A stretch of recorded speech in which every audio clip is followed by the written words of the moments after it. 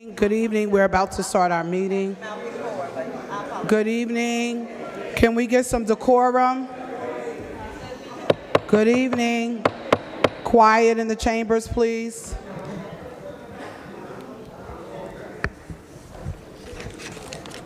Good evening, everyone. On behalf of the Paterson Municipal Council, I welcome you to the regular meeting of April 14, 2026 at 7 o'clock p.m. The meeting is now called to order. Madam Clerk, please call the roll. Councilmember Cotton is absent at the time. Council Vice President Davila. I am present. Good evening, everyone. Councilmember Jackson is absent at this time. Councilmember Khalid. I'm here. Councilmember Mendez, absent at this time. Councilmember Omar. Present, Madam Clerk. Councilmember Udine is absent at this time. Councilmember Velez. Thank you, Madam Clerk. Present. And Council President Mims. I am present, Madam Clerk. Can you please read the statement of compliance? Well, before we do that, we have the prayer being rendered by Pastor Linda Stansel of Rehoboth Church of Christ, following the flag salute led by Mr. Eddie Olivares.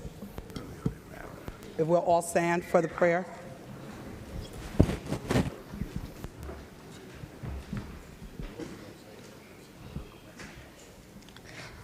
Almighty and eternal God, our Father, and creator of the universe, the giver and sustainer of life, we come to you in humble submission to your divine will, power, and authority.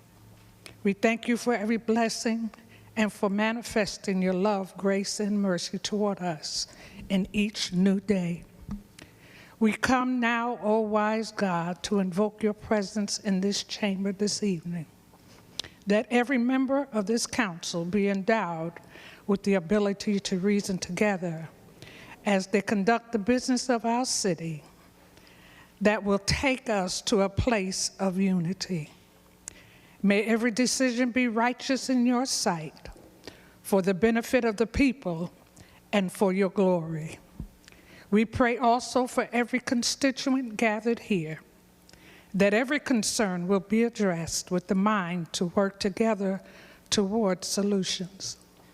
We pray for our mayor and our city at large, that we look to you for guidance and direction. We thank you, Lord, again, for this awesome privilege to come boldly to your throne, making our requests known unto you with the expectation of victory. In the name of our Lord Jesus the Christ, amen.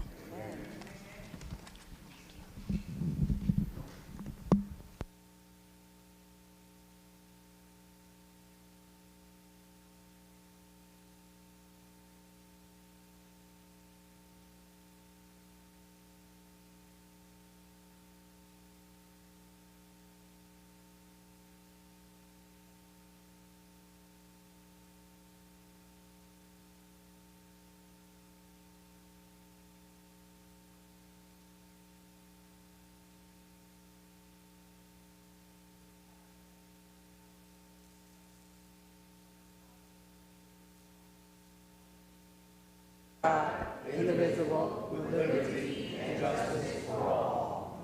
Thank you. Can we please remain standing for a moment for those that have lost their lives and for our troops and our widows?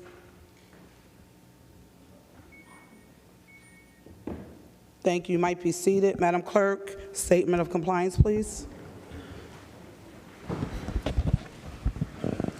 Adequate notice of this meeting was compiled and disseminated in accordance with the Open Public Meetings Act by way of the annual meeting notice compiled for the year 2025-2026 on or about July 1, 2025, and duly transmitted to the official newspapers of the city, prominently displayed in the lobby of City Hall, posted to our website, and sent to any person who requested. Thank you, Madam Clerk. Can we take item number 52, please?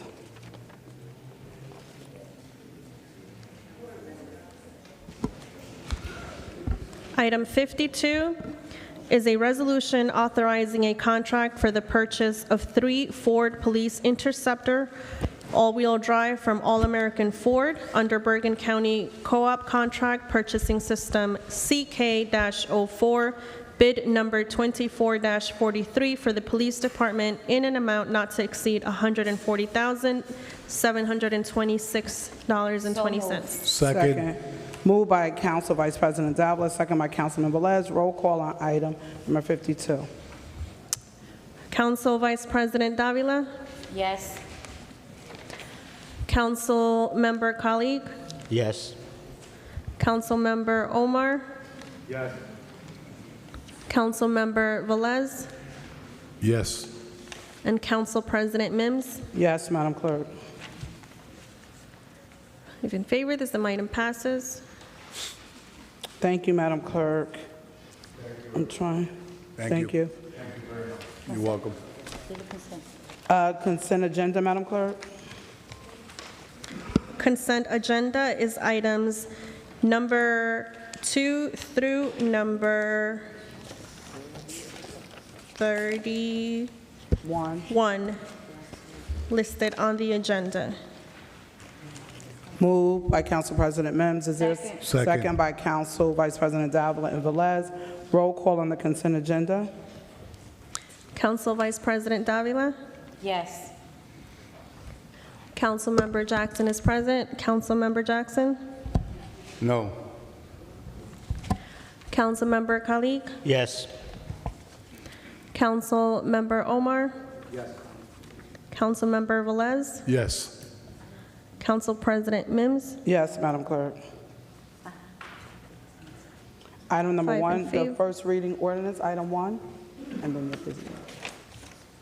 Ordinance number 1 is an ordinance establishing a commercial loading zone for Bascom Construction and Diarias Projects LLC on a portion of Oak Street.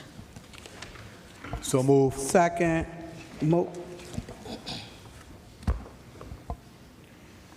sorry, I'm having a little difficulty understanding the. Moved by Councilman Velez, second by Council President Mims. Roll call on item 1. And then just, can you speak into the mic when you call the tally? Because they didn't hear the last tallies. Okay. Okay. Council Vice President Davila, For this is for ordinance number 1. number 1, okay. Yes. Councilman Jackson, Yes. Councilmember Khalid, Yes. Councilmember Omar, Yes. Councilman Velez, Yes, Madam Clerk. Council President Mims. Yes, Madam Clerk. 6 in favor, this item passes. Thank you. We have a special presentation by Councilman Velez at this time. Councilman? None, we did consent.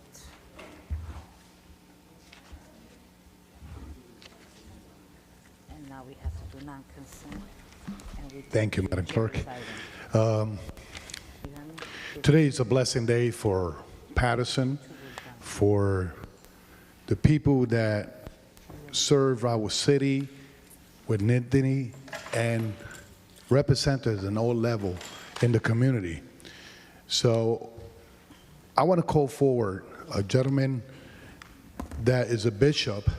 At the same time, he's a general from an organization that you probably don't see them on the street in Paterson, but they all the way around the world, and they doing a great work as chaplains, International Chaplains Organization. So I want to call forward to honor tonight Bishop Dr. Luis E. Paniagua for his service and contribution to the community and public safety. I want my Councilwoman President, that she's also a minister, and Councilwoman Davila to come forward, and I will ask General Luis Paniagua to please come forward. Pase por acá, por favor.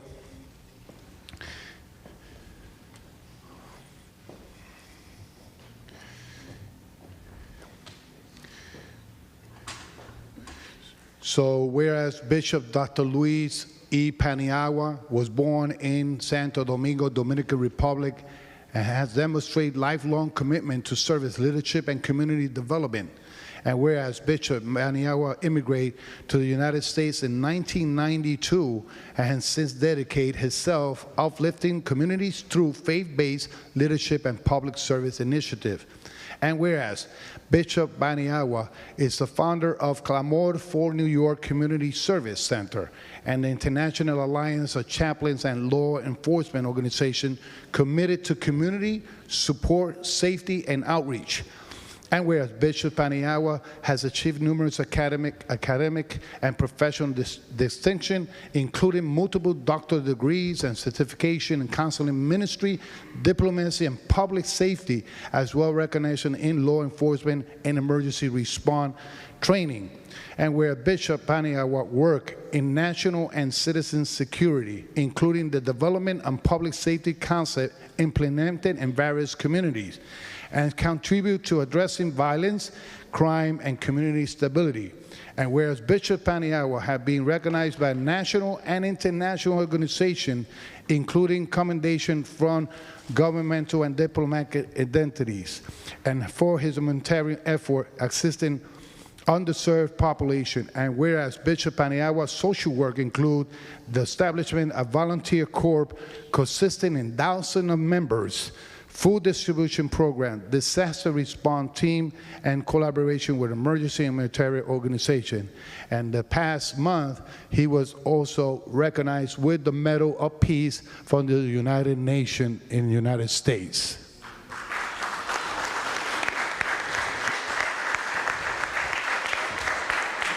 Now where therefore be resolved that this municipal council on the city of Paterson that hereby recognize, honor, and extend appreciation to Bishop Dr. Luis E.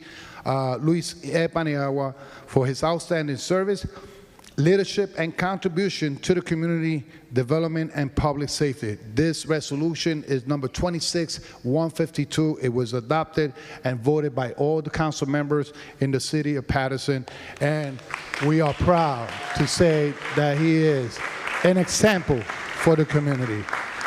I will have Dr. Mintz give some words of recognition, and also Councilwoman Davila. So Bishop, thank you for your service. Thank you for your heart and your passion to do what you do. Our lives are made better because of what you do. God is pleased. Well done, thou good and faithful servant. You've been faithful over a few things. God's going to make you ruler over many. Congratulations. I don't think I need to repeat, pero voy a decir unas palabritas en español. Obispo, usted es un orgullo nuestro. Muchas gracias por todo el trabajo que usted viene haciendo por muchos años, su trayectoria y concejal Luis Vélez, gracias por traer a este gran caballero aquí a nuestro Chambers. Aquí para reconocer a una persona que debe de ser reconocido, y como mi presidenta siempre dice, hay que dar las flores mientras están vivos para que la puedan oler. Que Dios me lo bendiga. And some words from Bishop Luis Paniagua, General. God bless you, everyone. I want to excuse with you because I want to speak Spanish. Quiero agradecerle grandemente. You translate? Oh, you could say in English too. Okay. Quiero agradecerle grandemente en la tarde de hoy porque ustedes se han tomado este momento para reconocer a esta organización y a mi persona. ¿Continúo? Sí, seguro. Ok, entonces nosotros vinimos a este país con un ideal. Vengo de uno de los sectores más empobrecidos de la República Dominicana.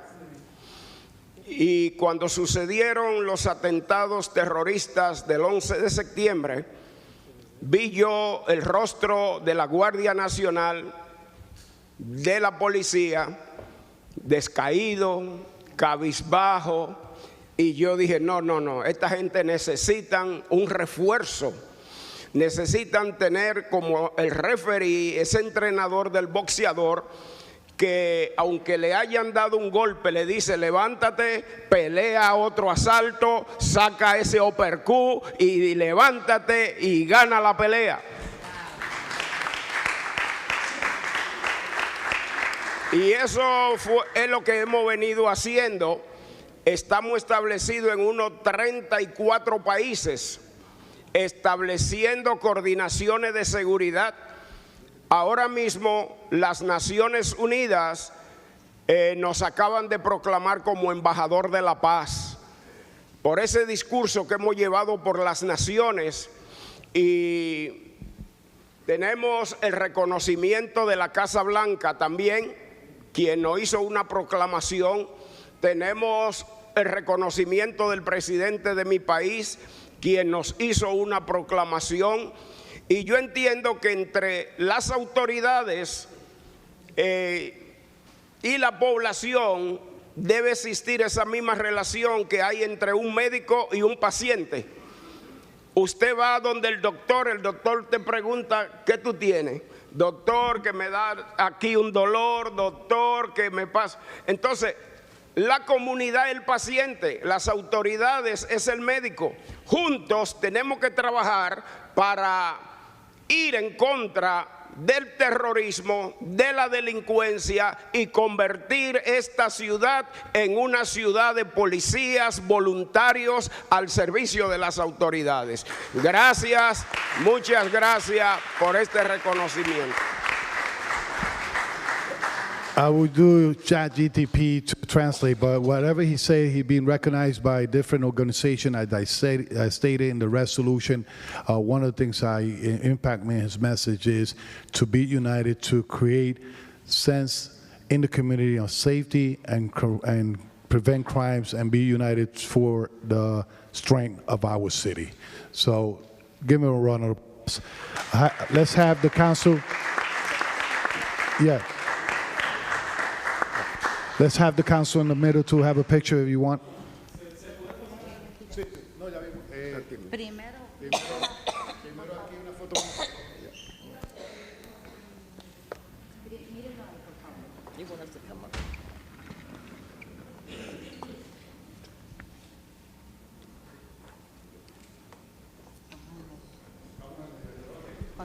Colleagues, if you come, also Mr. B.A., I will be an honor to you guys come also represent the administration.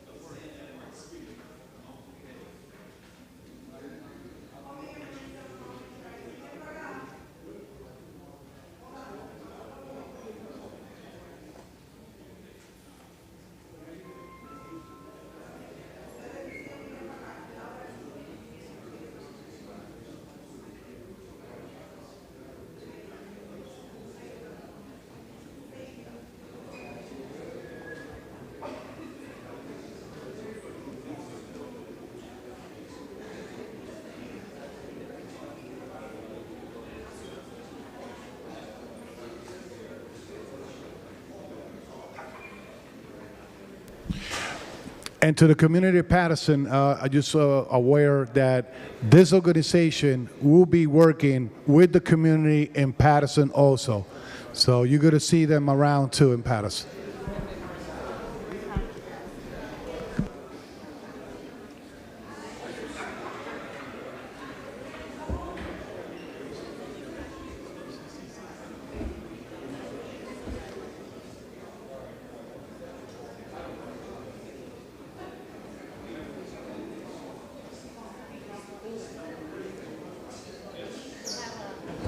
Madam Clerk, payment of bills. Payment of bills, Finance Chair, Council Vice President. Okay, thank you very much. Thank you, Council President and everyone. If I could please have your attention to my council colleagues. I'd like for you to look at the summary of disbursements in the amount of $48,660,329.32. The computerized checks totaled a $43,088,093.79. Of the $43 million, $35 million is a one-time annual pension payment, and the rest is a 6.6 for health insurance.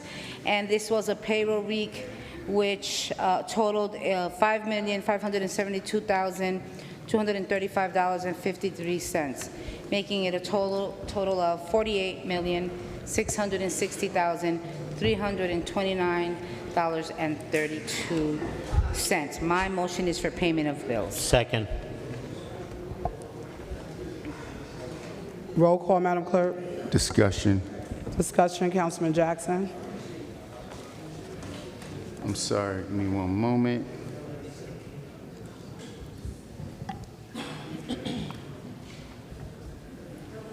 So the question I have is with regard to payroll.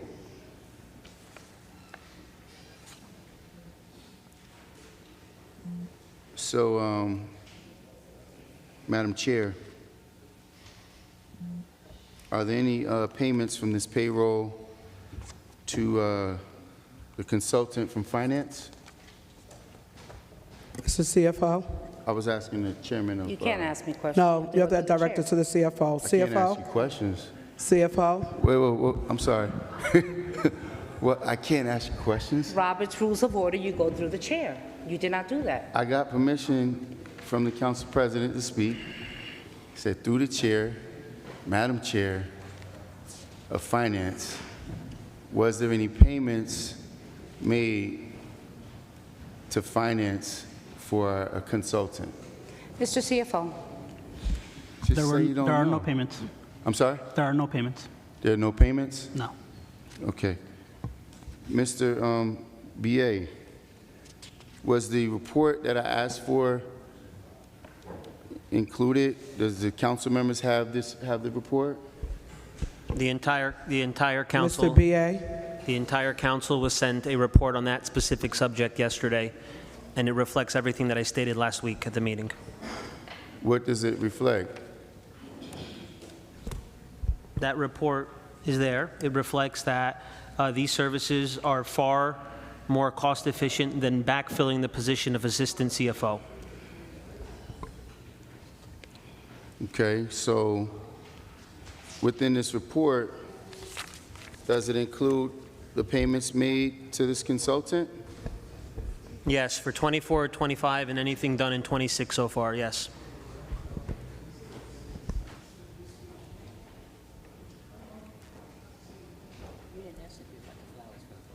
If I may, Council President, I'm just going to peruse this report that the BA sent yesterday.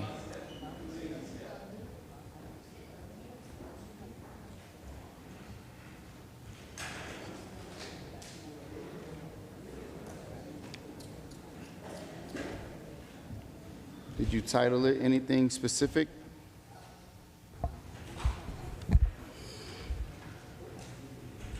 Mr. BA?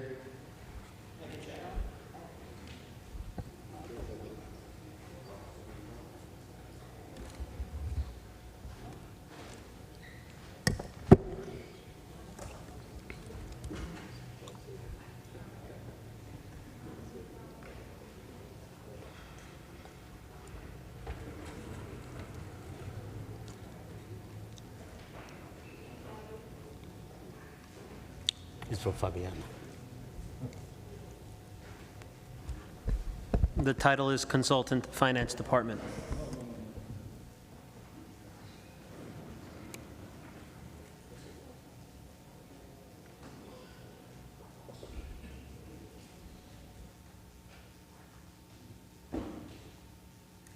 Did you include these invoices of services rendered?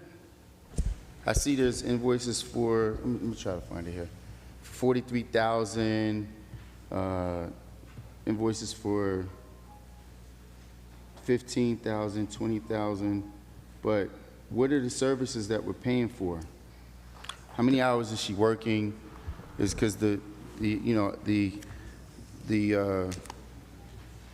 I asked for copies to be made. Did we get those copies, Madam Clerk? Did we get those copies yet? Copy, I'm sorry, copies of what? Copies of the invoice for that the gentleman has made for me. You can bring it over. So it's an invoice for 1 week's work. That's more than $15,000. I'm trying to understand. Just I want to correlate it to the invoices that you forwarded to me. And if you can, brother, give me a second. You guys can take copies. You can just put that out there for the public to see. Can you hand me a few back for this way? Here, you can take this. These don't have her address redacted, so I don't want to. I'm No. sorry, Madam President. Yes, I was. Council President, I'm sorry. This is the first time I see, there's a clerk and a deputy clerk and our secretary. How is he asking IT clerk to pass this? This is unacceptable. Yes. And I think it's wrong. Because I'm a council person. No, being a council person doesn't mean that you go reckless. Because I can ask for copies to be made. Point of order. What is the point of order? So the point of order is first, it was asked, you asked the question, Councilman, is the item on the agenda? It is not. So if there's a question concerning this, it could be talked about at another time. It is not on the agenda. I understand that you have some pertinent information or concerns, even with presenting this in unlegible document. You can't even read it. I don't know what that's about. Well, let's see if the But members. it's- Let's see if the members of the public can read the But document. it's not on the agenda, Council Councilman. President. We're Yes. voting on payroll. Council President, may We're I- voting on But payroll. that is not, it's not on the And payment of bills. I have to. He just because he said it's not included in payroll doesn't mean that it's not. It's, if he stated it's not here, you have the opportunity to vote up or down. Council President, Okay. So we're in Yes. discussion, and I have the floor. We're in discussion. So I don't understand how you want to determine whether or not what I'm discussing about payroll and about the payment of bills is relevant. You don't have the right to tell me whether or not what it is that I'm discussing is relevant or not. You know, it's funny to me that Councilwoman Davila said something to you, and then you're pointing it to me to say what's not relevant or not. She Because questioned. you're the council president. Councilman Councilwoman Jackson, Davila- you asked a Councilwoman- question. Go ahead, finish. Allow me to respond. The item that you're discussing is not on the agenda. And I get it that you may have questions. We are looking at the agenda. There are a lot of items on here, and we have a lot of people from the public that want to speak. That item is not on the agenda. I get it, you may have some concerns. I'm not Madam even President, I'm not questioning discussing an those item. I'm discussing the bills list. Right, and it's not on here. I'm discussing the bills list. It's not on here. Of which the council is responsible for being diligent with how we spend money. And I've been asking for this report for months. Yesterday, he sends the report, and we have an invoice that I'm trying to clarify whether or not it's in that report, because that invoice is obviously an old invoice. She's been paid. But there's never been an outline when we're voting on items like this, and for them to, how long has it comes to $80,000. We're at how much of the year have we been at? He's saying it's more cost effective. We're voting on a bills list. This is what the most important thing that the council has to do, to be relevantly prudent of how we're spending money. I'm showing you an item that he obviously acknowledged that we spent. We, the council, has authorized the spend without oversight. And the only reason I'm getting this report as of yesterday, because I told him I had a copy of the invoice, because I've been asking for this report for months. And here we are yet again, just unilaterally going to approve everything here without even having an outline. Then I asked the chairman of finance, the chairperson of finance, to outline it for me. She tells me I can't ask her any questions. Council President. This just doesn't make any sense. But we're wondering why we're in such straits. We're paying one person $15,000 a pay period. For 2 weeks, $15,000. $80,000 in how long? It doesn't outline how long. He's saying it's more cost effective. What, hire an assistant CFO is going to cost us $300,000 a year? Council President. And we have no explanation for it. And you're just ready to move forward and go past it. The report like addresses it's no big deal. Thank All right, you. so Councilman Velez? Thank you, Council President.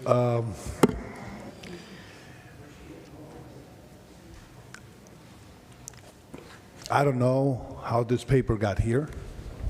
I brought it here.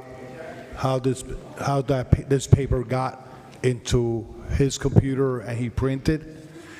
My question is that we always have a process. It's custom that when we want to request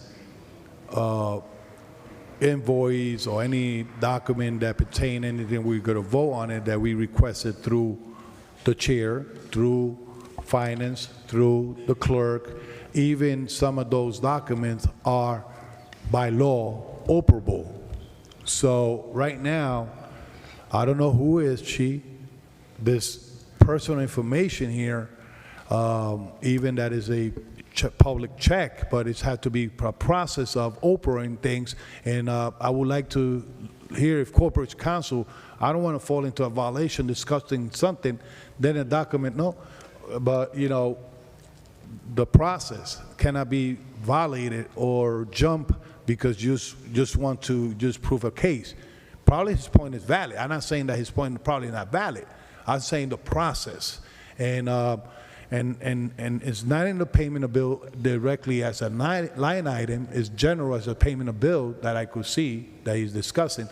But how this could be happening and where I could go as a councilman, bypass everyone and get things to discuss here. That's my main concern, Council President. Especially when there's a finance committee, there's a process to request document in the city of Paterson and disclose it this way. Council President. No, Thank you. Councilman Khalik, and then Council Vice President Davila. Thank you, Council President.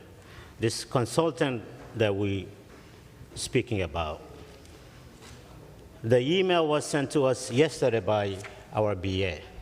According to the email, in 2024, for the year's work, I don't know how many days, $43,600. For year 2025, $78,725. For year 2026, there's only 2 invoices, it's about $12,500 something. It's pretty clear on the email. And it was pretty clear to me, Councilman Jackson didn't even look through his email. Because while he's sitting next to me, he's going through his laptop trying to find the documents. I gave him my phone to take a look at it. So maybe you should take a look at your emails and those invoices or whatever you question it before you come here, and whatever question you have, ask them directly instead of wasting our time, wasting public time, sitting here and looking for stuff.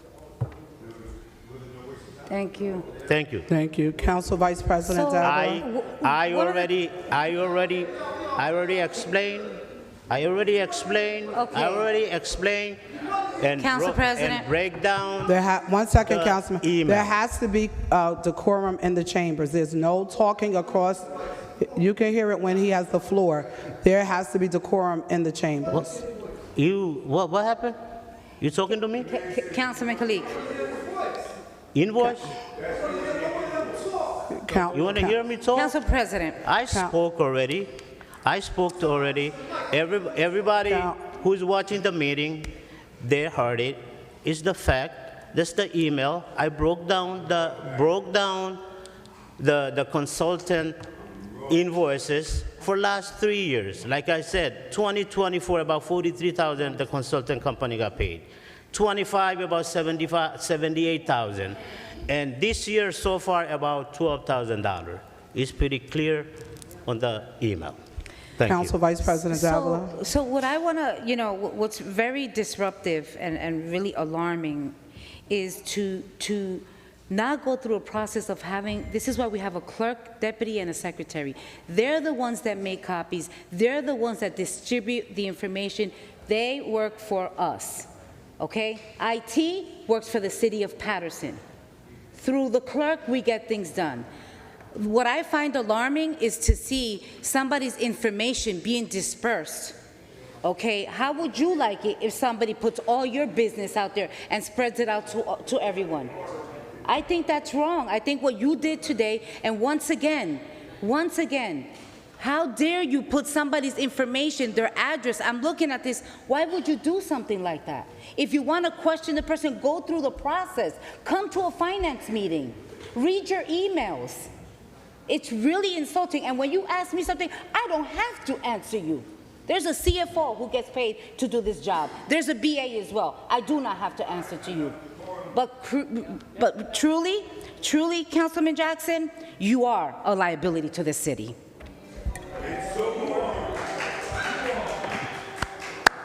Council President. Councilman Jackson. Council President, Yes, they've spoken twice. if Madam I may, Clerk?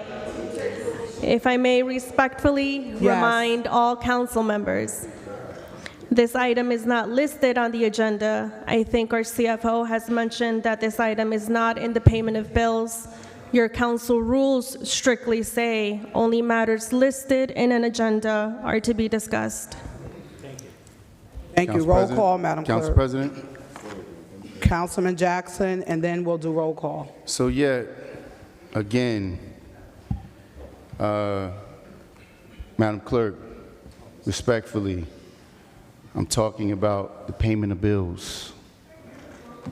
So I don't know what you're referring to with an item that's not listed on the agenda. And respectfully, Madam Clerk,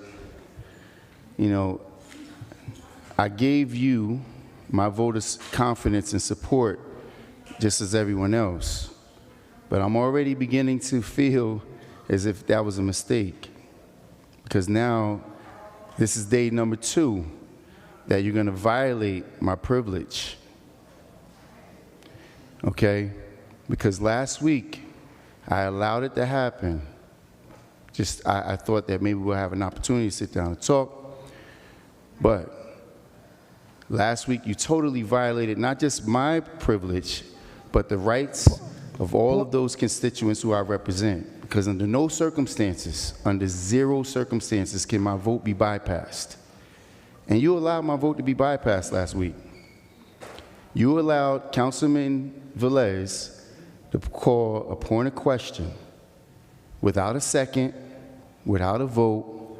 Any call of question, it doesn't stop roll call. It stops debate. And I expect that from them. Because the councilman who lacks education and lacks an understanding. Point of order. Point of order. What is the point of order? Let me just say this. We cannot, no one should be allowed to disrespect the Madam But Clerk. what is the point of order, Council President? I Let's have the move by floor. the I rules call of the point of decorum. order, Councilman Jackson. I have the floor. Point of order is not your It is opinion. out of It's order. not your opinion. It is out It of is the order. process. No, Councilman Jackson, I have the floor. I called the point of order. I have the floor. It is not your point to be able to direct or reprimand the clerk. That is not your role. She does not, you cannot sit here and tell her her job or how you feel she's not doing her job. That is disrespectful. She just started the job. She just started the job. Councilman Jackson, we want to move forward. We have public portion I'm that we asking need you, to what open is your up. point of order? That was the point of order. We That's cannot not a point of allow order, the Council disrespect. President. That's not a point Yes, of order. it is. It's Yes, not. it is. Allow the clerk to rule It on is your point of order. disrespectful. It's disrespectful, Councilman Jackson. All right. There's plenty of nights here that multiple council members are disrespectful. This is by no means being disrespectful to the clerk. I'm calling the clerk to task. And if I'm wrong, then the clerk can give a ruling on that. And so can Corporation Counsel. He can lend support. But a call to question does not stop my roll call. A call to question must have a second, and it must have a majority vote, a 2/3 vote of the council. We did not go into no one seconded his motion to call the question, and we did not go into a roll call for vote. She should be well informed about the process. She should be well informed about the process, especially when she's going to allow you to skip over my vote. No person here can allow for my vote to be skipped over. I am duly elected like everyone else. And whether or not 8 of you decide that you don't want to hear from me, you do not have the privilege to do so. And the clerk is supposed to be here to protect not just my rights and privileges, but the rights and privileges of those who voted for me. And if she's stepping in today to do the same thing, I'm not going to allow it to happen. I allowed her to do that last week, and what she's doing is she's collaborating with you all to silence the question that I have about the bills list. So again, Corporation I've Counsel. never had... Corporation Counsel. Yes, Council President. And this decorum, where the clerk is being spoken to in this manner, can you please address that from a Corporation Counsel perspective, please? She doesn't have the right to do so. So two things, She's the Council President, if parliamentarian. I may, 2 things. So first, our code does provide a certain amount of time for people, for council people to state their position before they vote. That was being enforced. And just like the clerk can't force people to vote, she can't force people to not vote. So when those 2 minutes are up, according to our code, it would pass on to the next person. So it's not depriving anybody of an opportunity to vote, but it's holding the code. Additionally, the point of order, if a point of order was raised that there's a discussion or topic that is not included on the agenda or the bills list, as you know, Council President, that's an appropriate point of order. And if that's being raised, that has to be addressed one way or another, and it's addressed not necessarily by the clerk, but Robert's rule says by the chair. So, thank you. Very good. Thank you. Thank you, Corporation Counsel. So what Corporation Counsel failed to recite. Council President, a post question, please. Let's go to A vote. second. Call to question, Councilman Velez, second by Councilwoman Mims and Davila. Roll call on the call to question, Madam Clerk. Councilmember Cotton,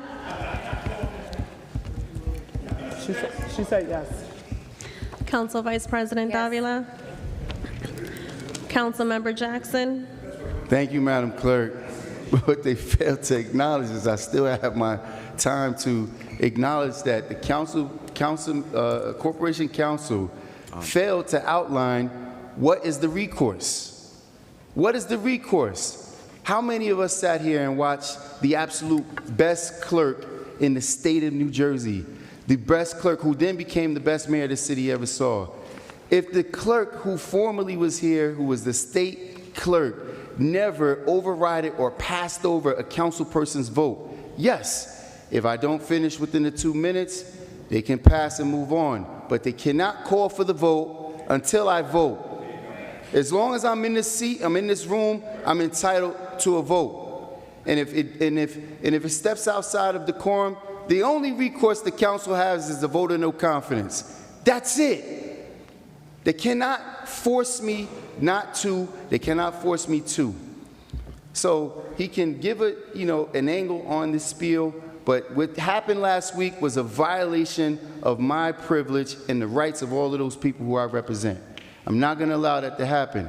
And if I'm speaking about a $15,000 disbursement that's in a payment of bills, whether it's today, past, or present, because what Councilman Kalik did not include was this invoice is not included in this email.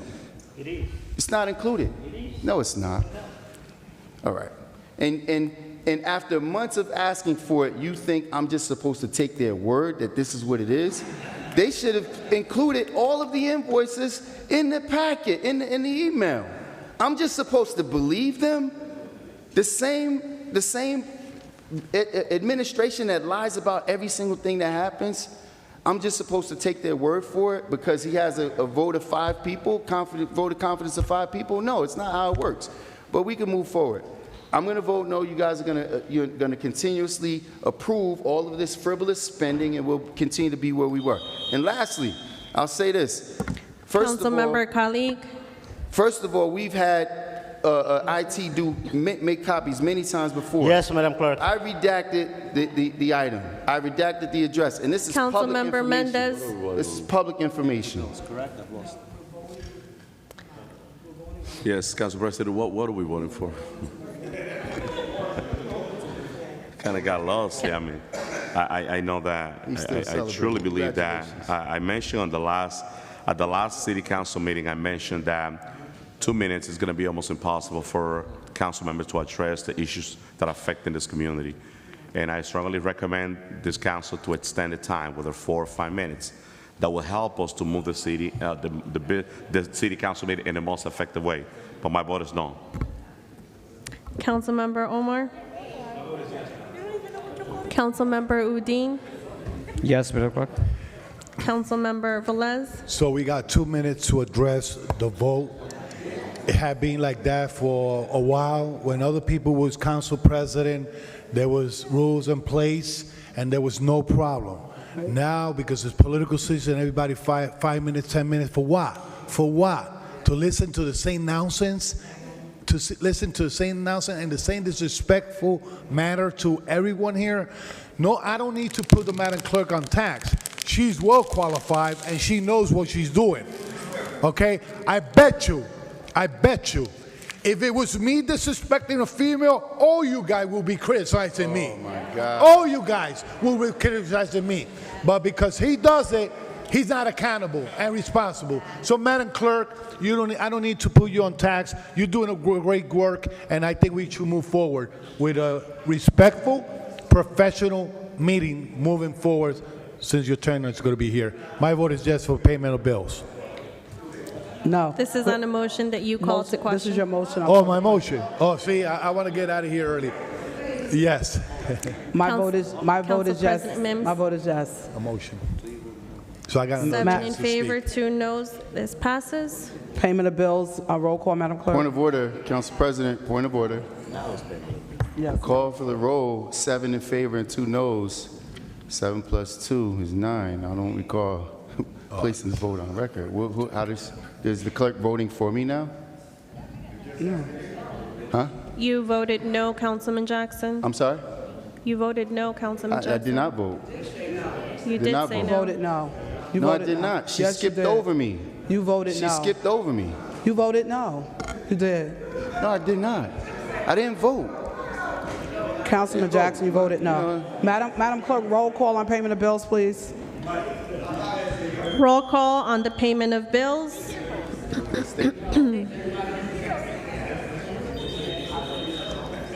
As a reminder, this was moved by Council Vice President Davila, second by Council Member Khalid. Roll call for the payment of bills. Council Member Cotton? Yes. Council Vice President Davila? Yes. Council Member Jackson? Thank you, Madam Clerk. So to the members of the public, this is just another display and outline of how irresponsible this council's been with managing the funds of the city. If you're wondering how we can spend $330 million and still the city looks as the condition it's in, you've witnessed it tonight. It's a simple question. I didn't come here to make a fuss about anything that's not inappropriate. A $15,000 paycheck for a non-city resident is a crime. $15,000 paycheck for somebody who would come in here and work at night after they finish their regular job where they're making $200,000. That's a crime. when people in this city can't even afford to pay their rent.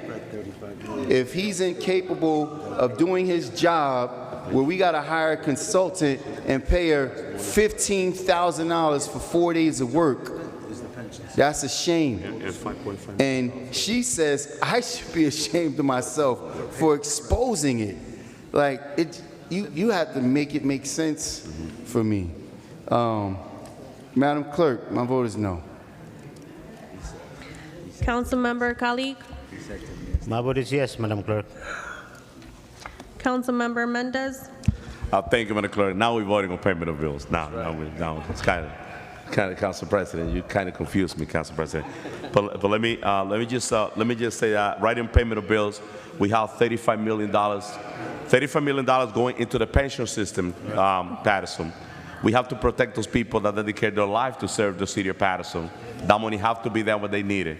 And that's most of the money from the payment of bills going for the pension system. And also we have $5.5 million on payroll from public work, $500,000 from public work, public safety, $4.1 million, and so on and so forth.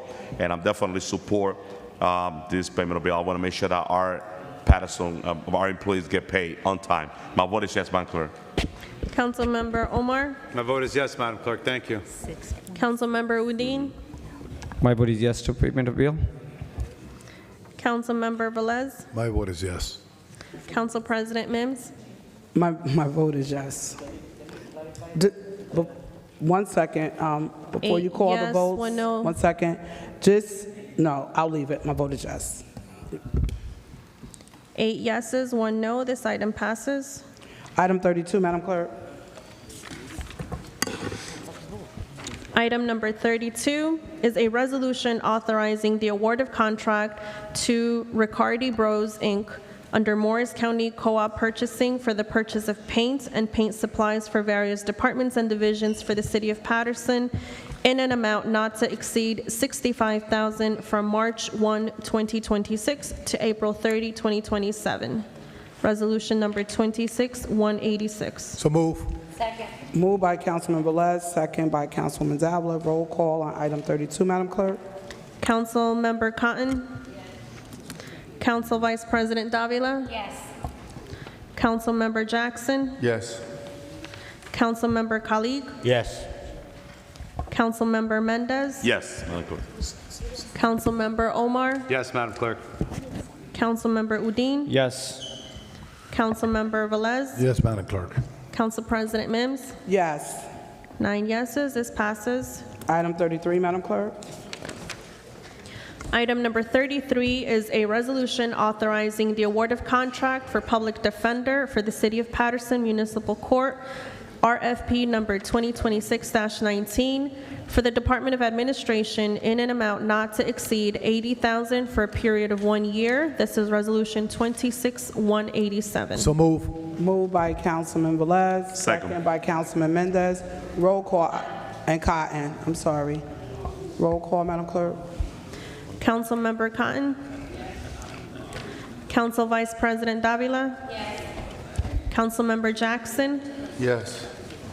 Councilmember Khalid. Yes. Councilmember Mendez. Yes, Madam Clerk. Councilmember Omar. Yes, Madam Clerk. Councilmember Udine. Yes. Councilmember Velez. Yes. Council President Mims. Yes. 9 yeses. This item passes. Item 35, Madam Clerk. Item 35 is a resolution authorizing calendar year 2026 emergency temporary appropriations for the months of April through May of 2026. Resolution number 26-189. Moved second by Mims. Moved by Council Vice President Davila, second by Mims. Roll call on item 35. Councilmember Cotton. Yes. Council Vice President Davila. Yes. Councilmember Jackson. No. Councilmember Khalid. Yes. Councilmember Mendez. Thank you, Madam Clerk. And Madam Clerk, I understand that this is something that is part of the business process when we don't have a budget adopted. But yesterday, the last meeting, we have a discussion about when we're going to see the budget in front of us. I remember that in past year, by this time, by April, we will have some sort of idea about the numbers that we have. And last year we add the 5.something%, and we went down. But at this point, we have no number in front of us, and I'm extremely concerned with that. Even though we changed from fiscal year to calendar year, we're still waiting until the last inning to get into the budget. And I understand that we have to wait for the transition aid, but we still could work. At the last budget, we worked without having the transition aid number, and we asked for a number. And I asked that question at the last meeting, why I have not seen the budget in front of us. Why? I'm extremely concerned about the finance of the city. By not seeing number, we're in April. Very soon we're going to be May. We're 3 weeks away to be May. Very soon it's going to be half of the year gone, and we still have not seen the budget in front of us. That's concerning to me, and I really want to put that on record. You know, it shouldn't be like that. No, my vote is no at this time. Councilmember Omar. My vote is yes, Madam Clerk. Councilmember Udine. Yes. Councilmember Velez. I have confidence that with the new BA, last workshop, he explained that he expedited moving forward to present the budget earlier than before, making sure that we on time. As everybody knows, this budget is in holding a little bit into, we at least know the award letter that we have from the state. From there, we could at least have something clear, and we don't, hopefully, rush things that we have to go after the taxpayer of the city of Paterson. So saying that, I'm confident that they're going to present it early and move him forward. I don't want to get penalized again. I don't got $1,700. My vote is yes to this. Council President Mims. And so just some clarity to the community. The state does not approve their budgets until June, so it is almost preemptive to try to do budget work before you get real numbers and get an award letter. We will start that process in June, as the BA has already stated. That way we're not jumping from 5.6%, scaring the residents, dropping down to 2%. We need to have some accurate numbers, so we'll have some real good wiggle room in between. This is a good process. I think it's more effective and impactful to make sure we advocate on behalf of the residents. Madam Clerk, we have to continue to operate in the city, and that's what this item is doing. My vote is yes. Madam Clerk, 7 yeses. I'd like to readdress my vote, please. Thank you. No, it does not. Yes, sir. Madam Clerk, if he wants to reconsider. I'm going to confirm with Corporation Council. I believe there needs to be a mover and a second for reconsideration of vote.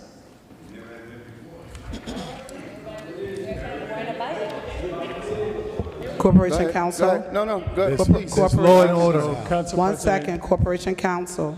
So, Council President, the word reconsideration or reconsider is nowhere found in our code. Our code references Robert's rules, so you look to Robert's rules. In Robert's rules, if you're going to reconsider something, it does need a motion and a second. And it's usually decided after the vote is taken and by a member of the prevailing side who wishes to reconsider their vote. Point of order. Point of order.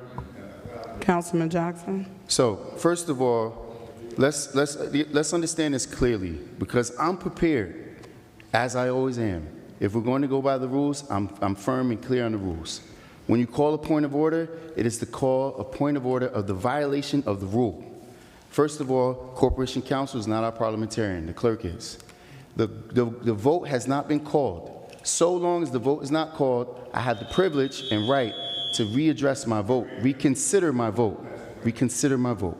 Now, if what Corporation Council is outlining, if the vote was called and the clerk calls for the vote, and the council as a body wants to reconsider the vote, let's say the vote failed, and I don't understand why she even challenged me on that. We've done this hundreds of times.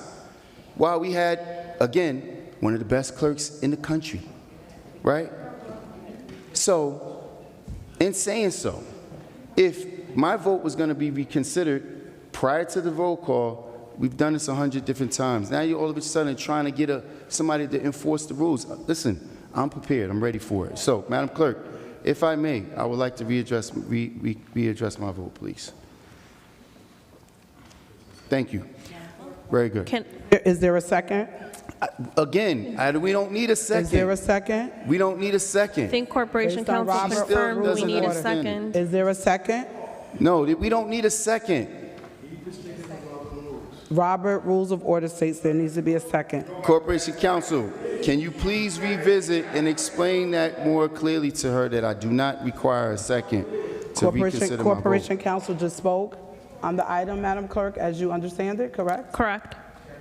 And wait, so Madam Clerk, If there is no second, then Madam Clerk, so you don't understand what he's saying? You don't understand that I'm not in need of a second? I understand Corporation Counsel confirmed that Robert's Rules of Order call for a first and a second. Which he said reconsider. clearly happens after the roll has been called. You have not called the roll, so I'm entitled to reconsider my vote. No. He said that clearly. Corporation Counsel, can you provide clarity? Because that's not what you stated, but could you provide clarity? Yes, Council President. So Robert's Rules contemplates a reconsideration after the body has decided an issue, not during a vote for a member that wants to reconsider it. Now, Robert's Rules doesn't address this and doesn't say that it's permitted. So again, first we look to our code. Our code, and nowhere in our code does it say reconsideration of vote either by a member or the council. But our code does incorporate Robert's Rules, so we look to Robert's Rules. When you look up motion for reconsideration in Robert's Rules, It's not a motion to it's reconsider. done, if I may. Corporation Counsel has the floor. If you look up motion for reconsideration in Robert's Rules, it's only done by motion.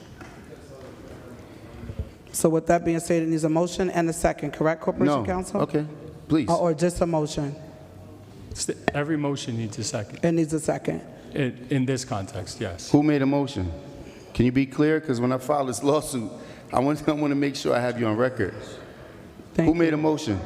You can call the dump. Who made a motion? You made the motion. I did not make a motion. I did not make a motion.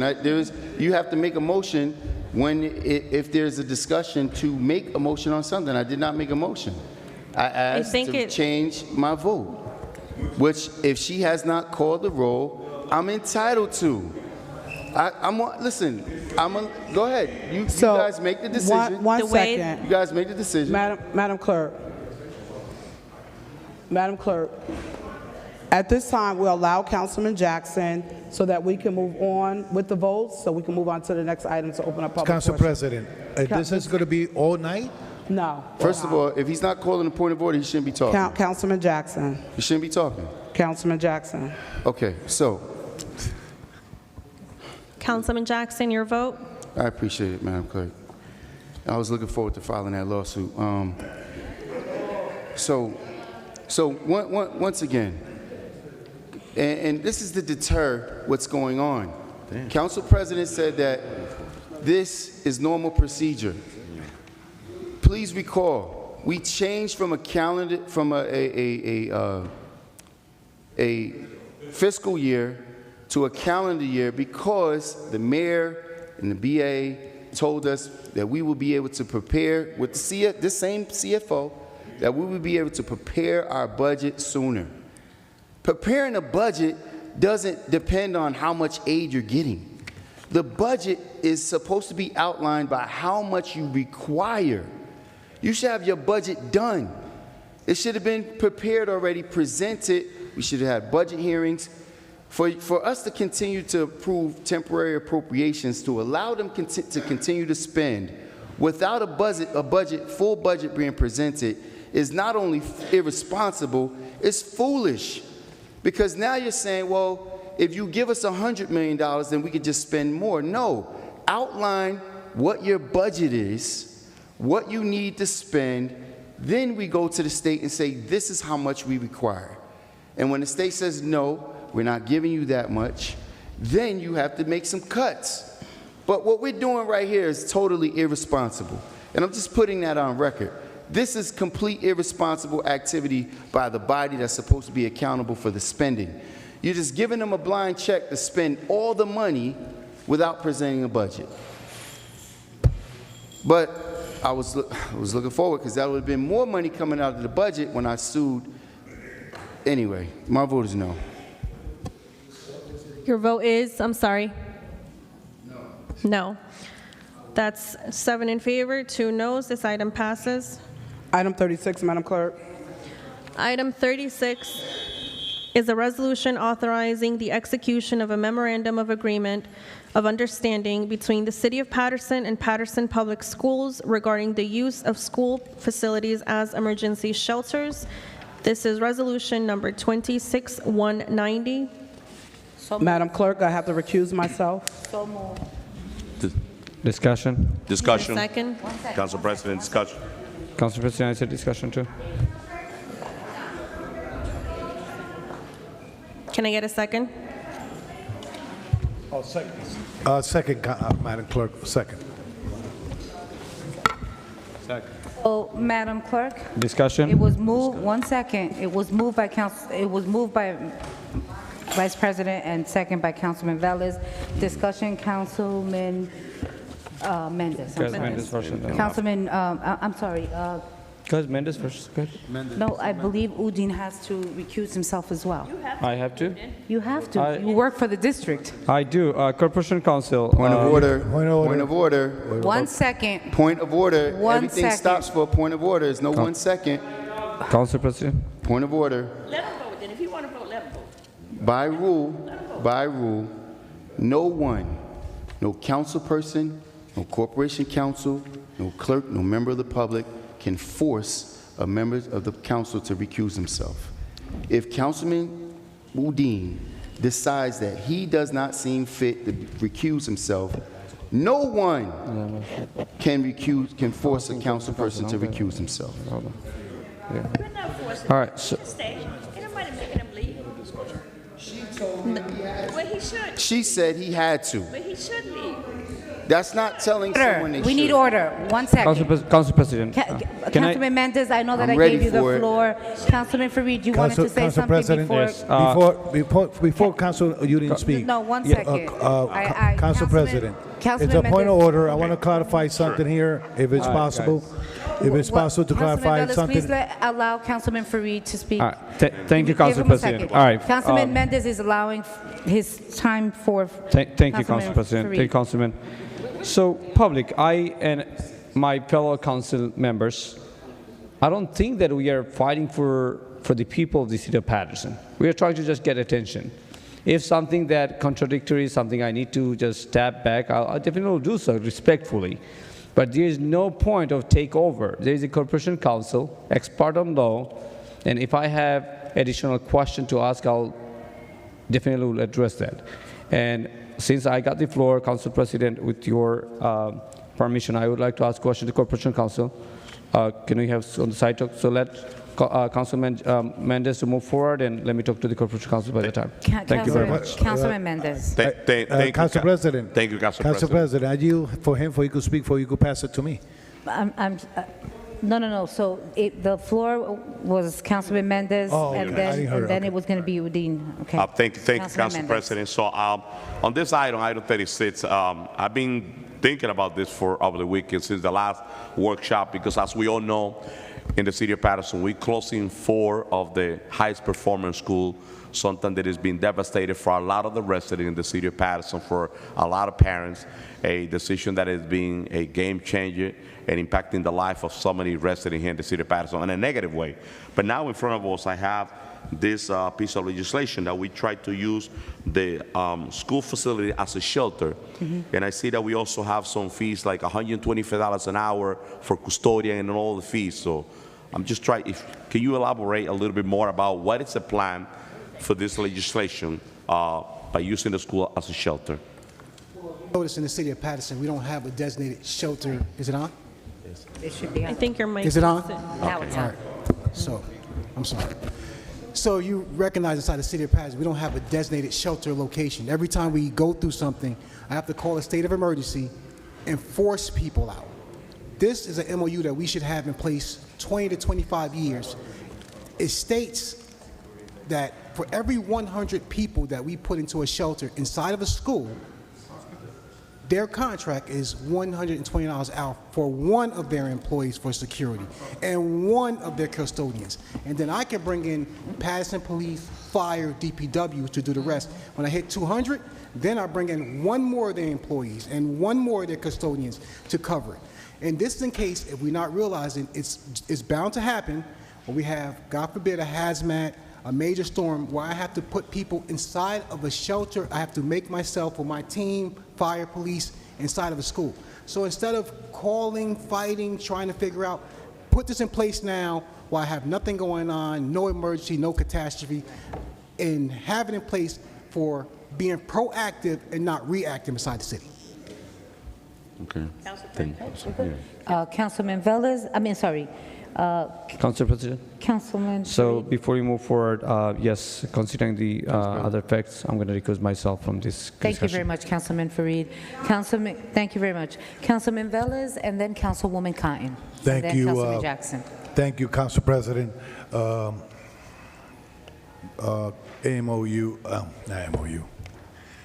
Director.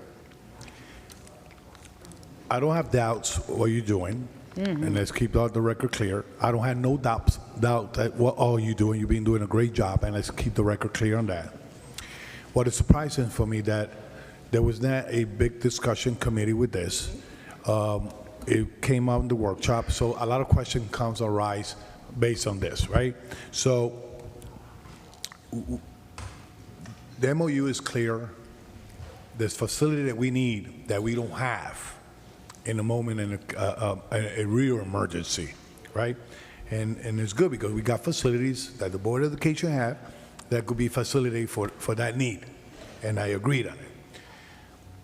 The Board of Education security is a contractor of security. And my understanding, they only get paid $15 an hour, okay? The regular security, I'm talking about the contractor, they're $15 an hour max, but they charge you $125, okay? So for us, for me, we pay a lot of taxes, school taxes. We should get in return back at least in service rendered by the school district in an emergency. In emergency, we're talking emergency. So the other question I had and I asked to the floor, it was simple. Who was going to pay for this? Who is going to pay for this? We do, the city. Brother, I know we do, but what funding we going to use to pay this? Do you want me to answer that? Yeah, please, because... So let's be clear. Yeah. When you see me, it's always something bad, okay? Something's going on. 95% of the time when this happens, federal funding comes in. Okay. Right. Simple and easy. The governor comes down, give you whatever we give you, and 95% get back. We get a reprieve, another 10, 15% administrative cost that comes back to the city because I'm the administrator, so it's a win-win. Right. We had COVID, we had money, we bailed the school board out, we helped them with the money, we got it back. We are in the same town. This is the same city. When it's coming through me, it's federal dollars. Correct. So even if you pay out a couple $100,000 back, you're going to get it back. This, to me, is no disrespect. This is just what we should do and what we're arguing about something we need not to be arguing about. Right. Because if it happens in the 5th Ward, 6th Ward, 3rd Ward, 1st Ward, I have to do the job. So help me make my job. So, Director, Okay. Councilman Velez. Coordinator of OEM, we're not debating the good job that we need, that you're doing, and that what we need, right? This is new for us. This is new for us. For us, using the school for emergency is new for us, for me. And you're okay? 100% right, but it's something that we should have been doing a long time ago because correct. If you speak as recent as not even COVID, we had a hazmat incident in the 4th Ward last year, and we was about to dump half of the 4th Ward. I need a place with a shower, correct, toilets. Now, when I see things like that, I have to think about a contingency plan for not when, but now. And so this is why we came with, and why this came about is because our EOP was signed off, and the superintendent said, let's do an MOU. And I said, let's write it up. Your BA send it to the RBA, and the council's legal send it to legal. They looked it all over, and it made sense. Yes, it is $120 an hour for the security. But would you want me to borrow your house and not know, have somebody in there know what's going on? I have to pay for that. And it's understandable, and we don't have a problem with that. And we're not going to challenge your expertise when it comes up to an emergency. There comes the other question. Who declared the state of emergency? I does. He does. Good. So let's make believe, Alon, I know. So in a winter storm, that if a mayor called through your leadership, it is state an emergency, right? City an emergency, whatever. And there's homeless out there. Are these places that are going to be used for those homeless? There's a place, so there's always a place used for the homeless. I also, along with Director Rodriguez, run the warming center. 32 degrees or colder, it could be 35 and it snows. We open up because we care. We don't really care. We open up when it's 38 degrees, and they say, by law, they say 32 degrees. At 38, it's still cold outside, it's raining. We open it up. I don't put $1 on a life. I'm not going to do that. Correct. So through the chair, last but not least, this is my own comment. I think it's a good idea. We need a clarification and where the funding is coming. And we said we do, but it comes to a time that probably CFO don't have the money, or probably the grant did not came in short. And we need to make sure that we don't left the bill behind, especially when the school district is announcing a big hit regarding tax. So, you know, I just want to make that point clear. Thank you, Council President. Thank you very much. Councilwoman Cotton. Thank you. I just want to say, Director Troy, even though we're putting this together, we may not use it. We don't know when anything is going to happen. And I just want to point out, and I remember back in 2012 when we had Hurricane Sandy, my mom was stuck on Presidential Boulevard. That development had to knock a wall out because you couldn't come across. Then they had to get people who were not able, who had family members that could go somewhere. Then I believe they put them in the Riverside Vet. They had people that didn't have no family members that they could send them to. So we may not need to use this, but we need to have this in place. It could be on any side of town. It could be 4th Ward, 1st Ward, 5th Ward. Something can happen that we need to use our schools. And the reason why I say that, because in the state of Florida, whenever they have any type of disaster, they use the schools. Every single time there's something, they use the school, because they have nowhere else. And I remember at one time, if I may, my sister lives in Florida, and they was using the school for almost 30 days. And the governor said, if the teachers don't go back to work, that he's going to stop paying them. Because they were getting paid. You got to remember now, you still got to pay your staff, even though they're not working, but you need the schools. They bring in the cots, they bring in the stuff they need, they bring in the food they need. But we may never, as council people sitting here, we may never have to use this. And then of course, once they declare an emergency, that's when FEMA steps in, and it helps out. And then, you know, you pay your money out, but you look to get some of your money back. So this is something that, Director, thank you for putting this together, because you don't know when something's going to happen. We can get a storm, we can get something that we need to, people who don't have family members that can go somewhere. And I remember I had to find an ambulance service to go all the way around Route 80 way, come all the way around, to come down that hill, because you couldn't go across none of the bridges. All the bridges was out. But to come down to help me get my mom, to bring my mom back around, all the way back around Route 80, to bring her to my house. So this is for people who don't have anyone that can help them, that we need to have the school. I think that we don't need to worry about what it's going to cost. And this is people's lives. These are, you know, who's going to pay for this? FEMA pays. You apply, and we done dealt with FEMA, Director, and you know what it is, because that's why you're the director. So we may never use this community, but we need to have this in place. We may never use it, but we need to have this in place. Thank you, Director. Thank you very much, Councilwoman Cotton. Councilman Jackson. Thank you, Council President. So, Director, let me start by saying, hey, man, it's about time. I appreciate your leadership and getting this thing done, because I often talk about we own these facilities. They don't pay taxes on them. We should have utilization. But, and this goes out to everybody who often says, oh, no matter what, you just no. I have to agree with Councilman Velez, because I'm going to tell you why.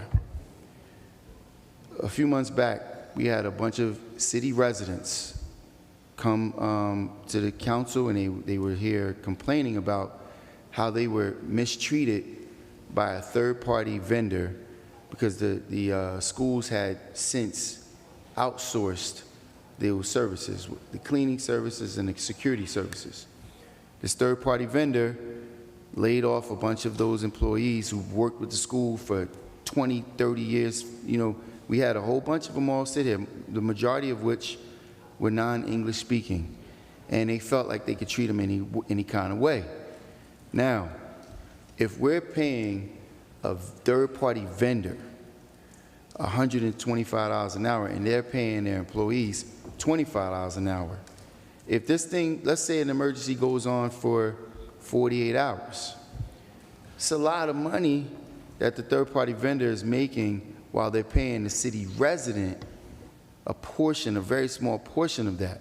Now, I understand the maintenance, because maintenance has to be Black Seal certified, and by law, all schools, if you're going to open the door, has to have a certified Black Seal boiler person in the building.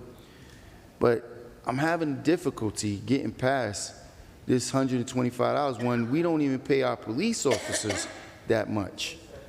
We don't pay our officers that much, and so it's a matter of accountability and a little bit of disrespect, because we're going to have officers working 24-hour, 48-hour shifts. They're going to be, and they're not going to be making as much as a security person who could be from wherever. Now, I do know we pay, and I will say this, because I applaud you. Your contractor that you hire for the warming center, they have Paterson people working there. I know they're even officers, and they're doing a side job, so I respect that. But in the case of here, with this third-party vendor, there's no guarantees where this money's going. We're putting money into somebody, and this is my biggest issue, that we overpay third-party vendors that make so much money, extracting money out of this city. Now, I'm in full support, and please don't take this as I'm not in support of what you're doing. You already know how I get down. We have an understanding, but there's no way the school should have put that in this MOU. We should not have agreed to have this MOU stated where we're going to pay, and then, God forbid, you do have to put 300 people in there. Now we got 3 people working.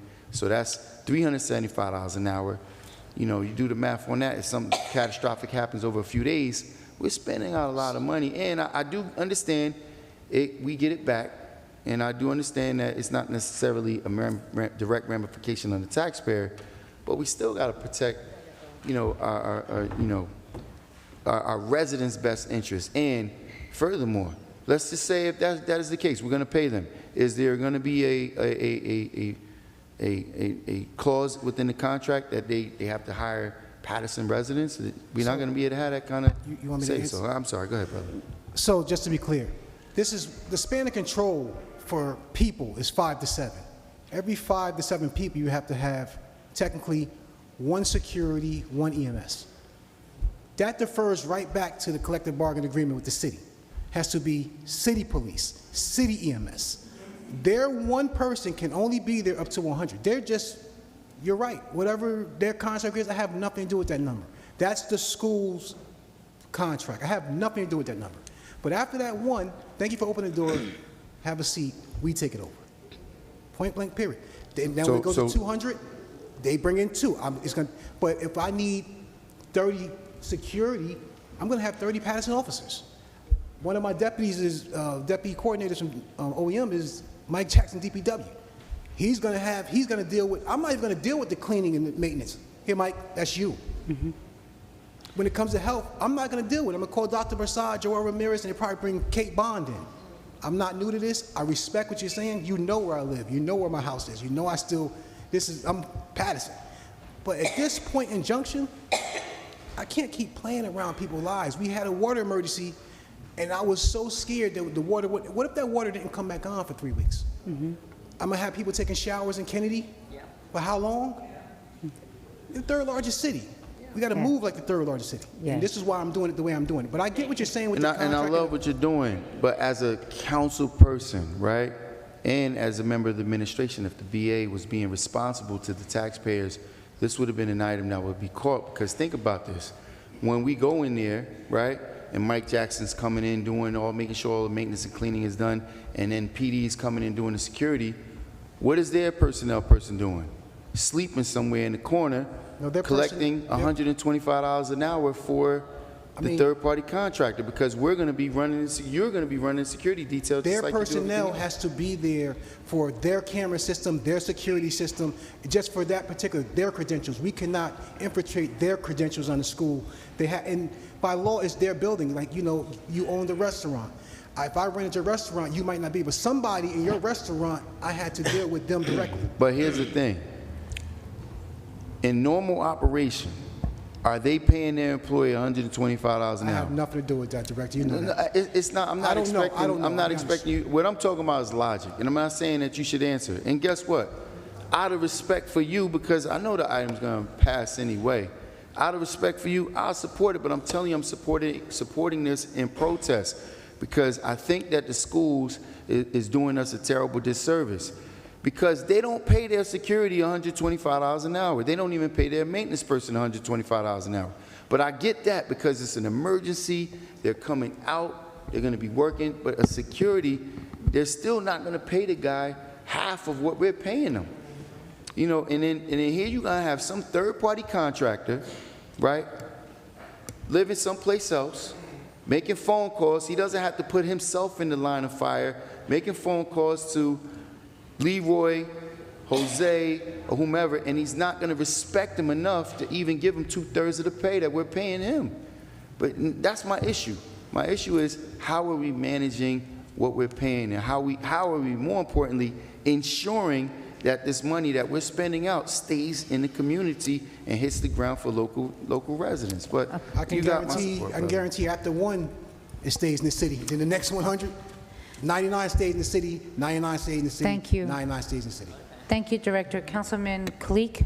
Thank you, Madam President. We're speaking about the rates, $120. That's the district policy. I have rented school facility, and I paid the same amount.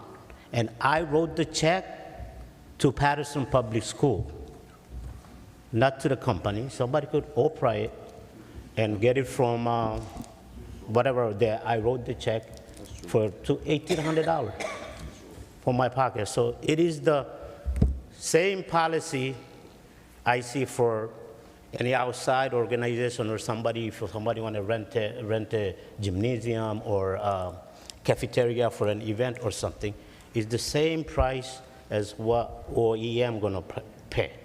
So I don't see any discrepancy in there, and there might be other fee included in there, electricity and other fees. They might not pay the $120 that we assuming they're paying the securities. That's what I think. That's the reality of this contract, and that's their policy. If we want to rent it, we got to abide by their law. Council President. Thank you. Madam Clerk, we're going to go to a Council roll President. call. Council President, we're in discussion, and every member has the privilege Councilman of Jackson. Thank you. So, if I'm a regular customer at a restaurant, yeah, I get the same privileges and concessions as a regular customer.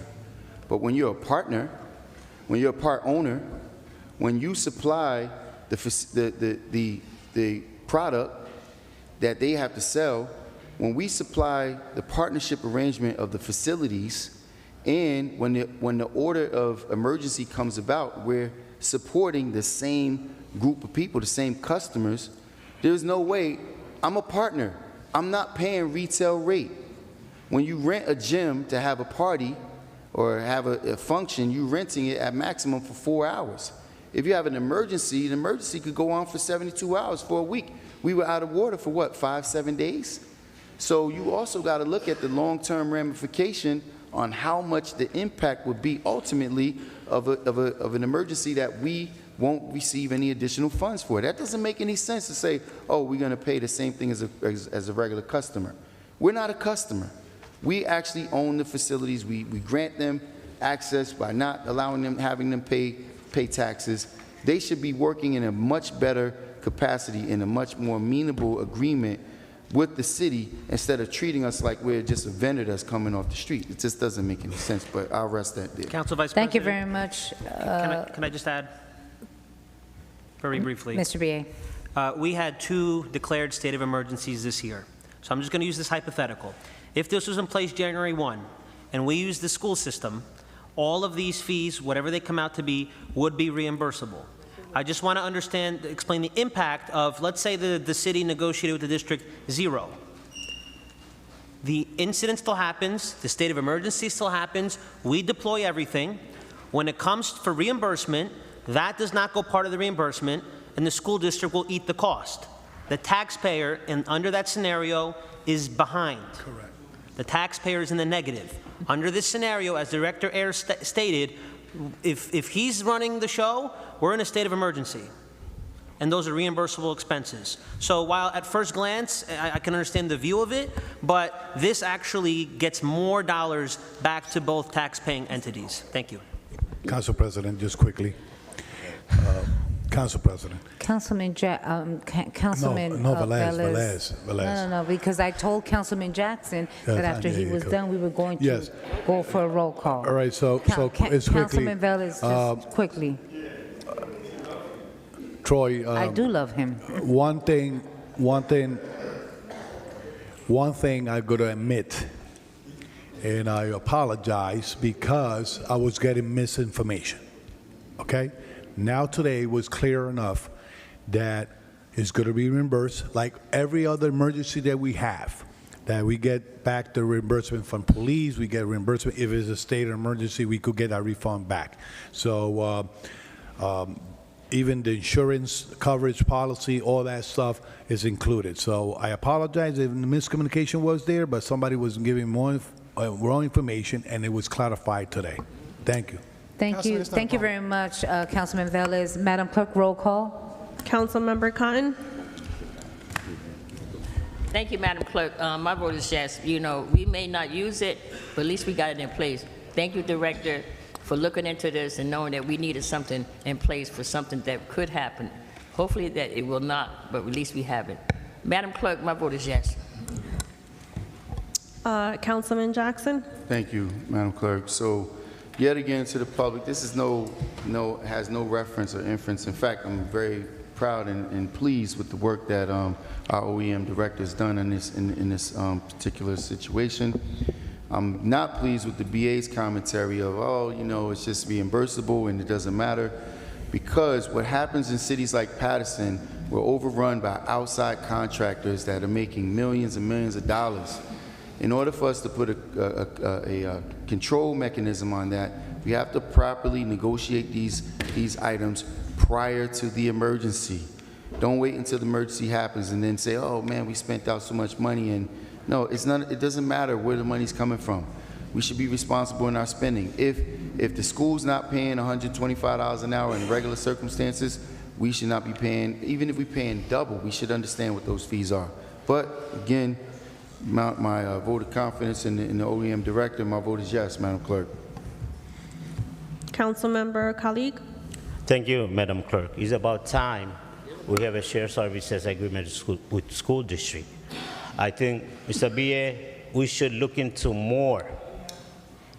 For example, when snowstorm happened, they probably could clean around the street around the school by their employees or one. Just little thing. I think is a start, and I want to thank the commissioner at the Board of Education too. I mean, we've been asking for some shared agreement with the Board of Ed for years now. It's a beginning. I'm looking forward to having more agreement with them. My vote is yes. Councilmember Mendez. Thank you, Madam Clerk. Director of OEM, you've been proving your leadership. Every time there's an emergency, you don't rest. We see you 24/7 out there until the emergency is done, until everybody's safe and back home. We know that, we see that, and we have no doubt about that. I'm concerned personally about using our school as a shelter. This is my opinion. And you talk about being a third largest city. We have to think about like a third largest city. And for me, thinking about a third largest city is having our own hub, our own center. We don't even have our own warming center. The reason why we have a warming center that is not really a warming center is at the end, on the border of the town, that is not walking distance. It was because Director Ramirez did, he used his connection to get that place, and it's in a basement. The only real warming center that we have was 60 Temple Street that we used it for many years, and it's done. We don't have any. We don't even have a real warming center in the city of Paterson. That's how bad we are when it comes to emergency.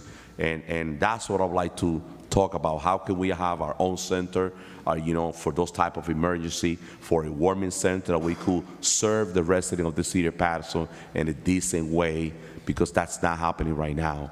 But even though I understand your concern, we don't have nothing else. We don't have any other facility. I also agree with Councilman Kulik. We have to do another more shared services agreement with the school in terms of the snow plowing, in terms of we got to work together. They have 54 buildings in our city, and we got to work in partnership. I totally understand that. But going back into having an emergency center, Paterson need that. We are the third largest city in the state of New Jersey.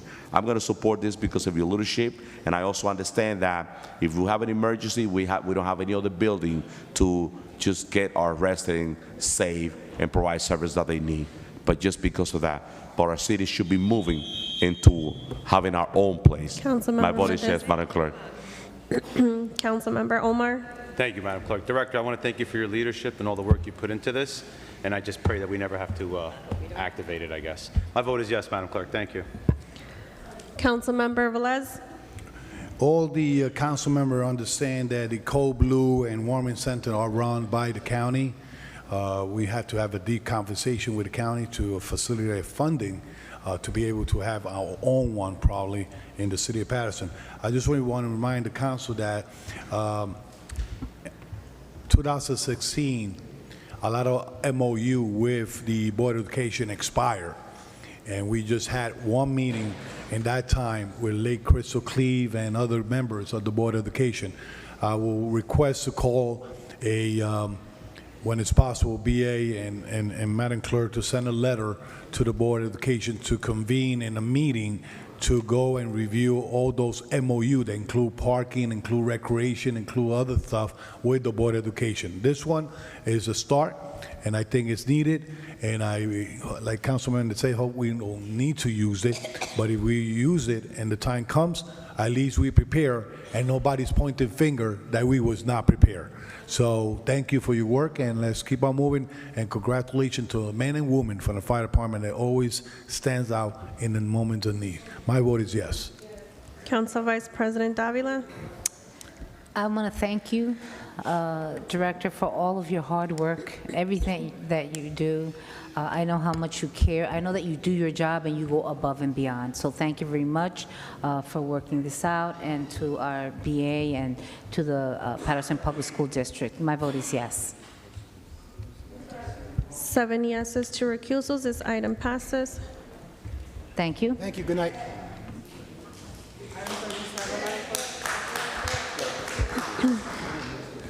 Item 37 is a resolution approving renewal of 15 taxi cab registrations for Jazz Limo LLC, transacting as Comfortable Taxi of 744 River Street in Paterson.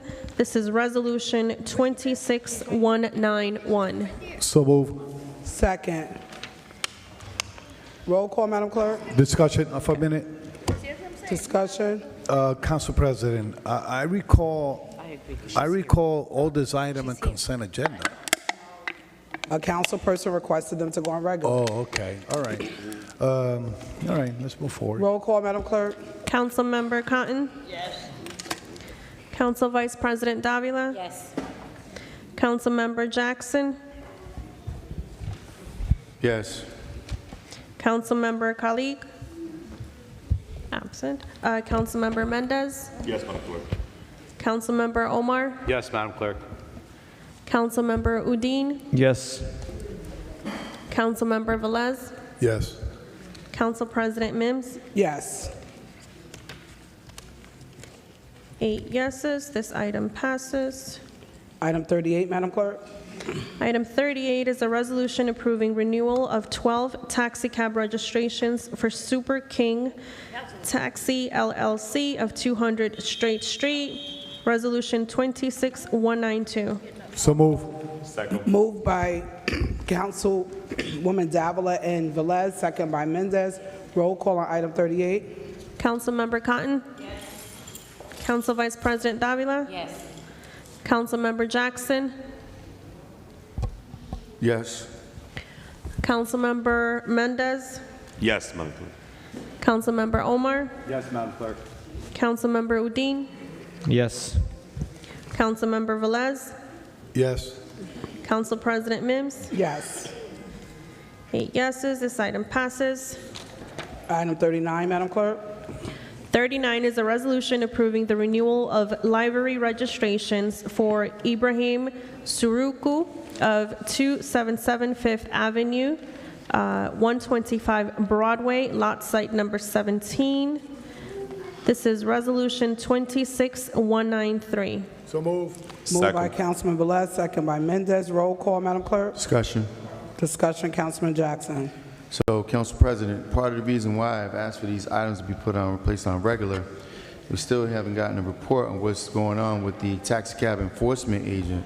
Understanding that he has no means to travel around, these cabs are parking on the street at all hours of the night, taking up valuable parking spaces where residents are being towed. And I have not seen one report on taxi cabs being towed. These cabs are parking everywhere, all over the city, and we don't even have an answer on what we're doing relative to enforcement.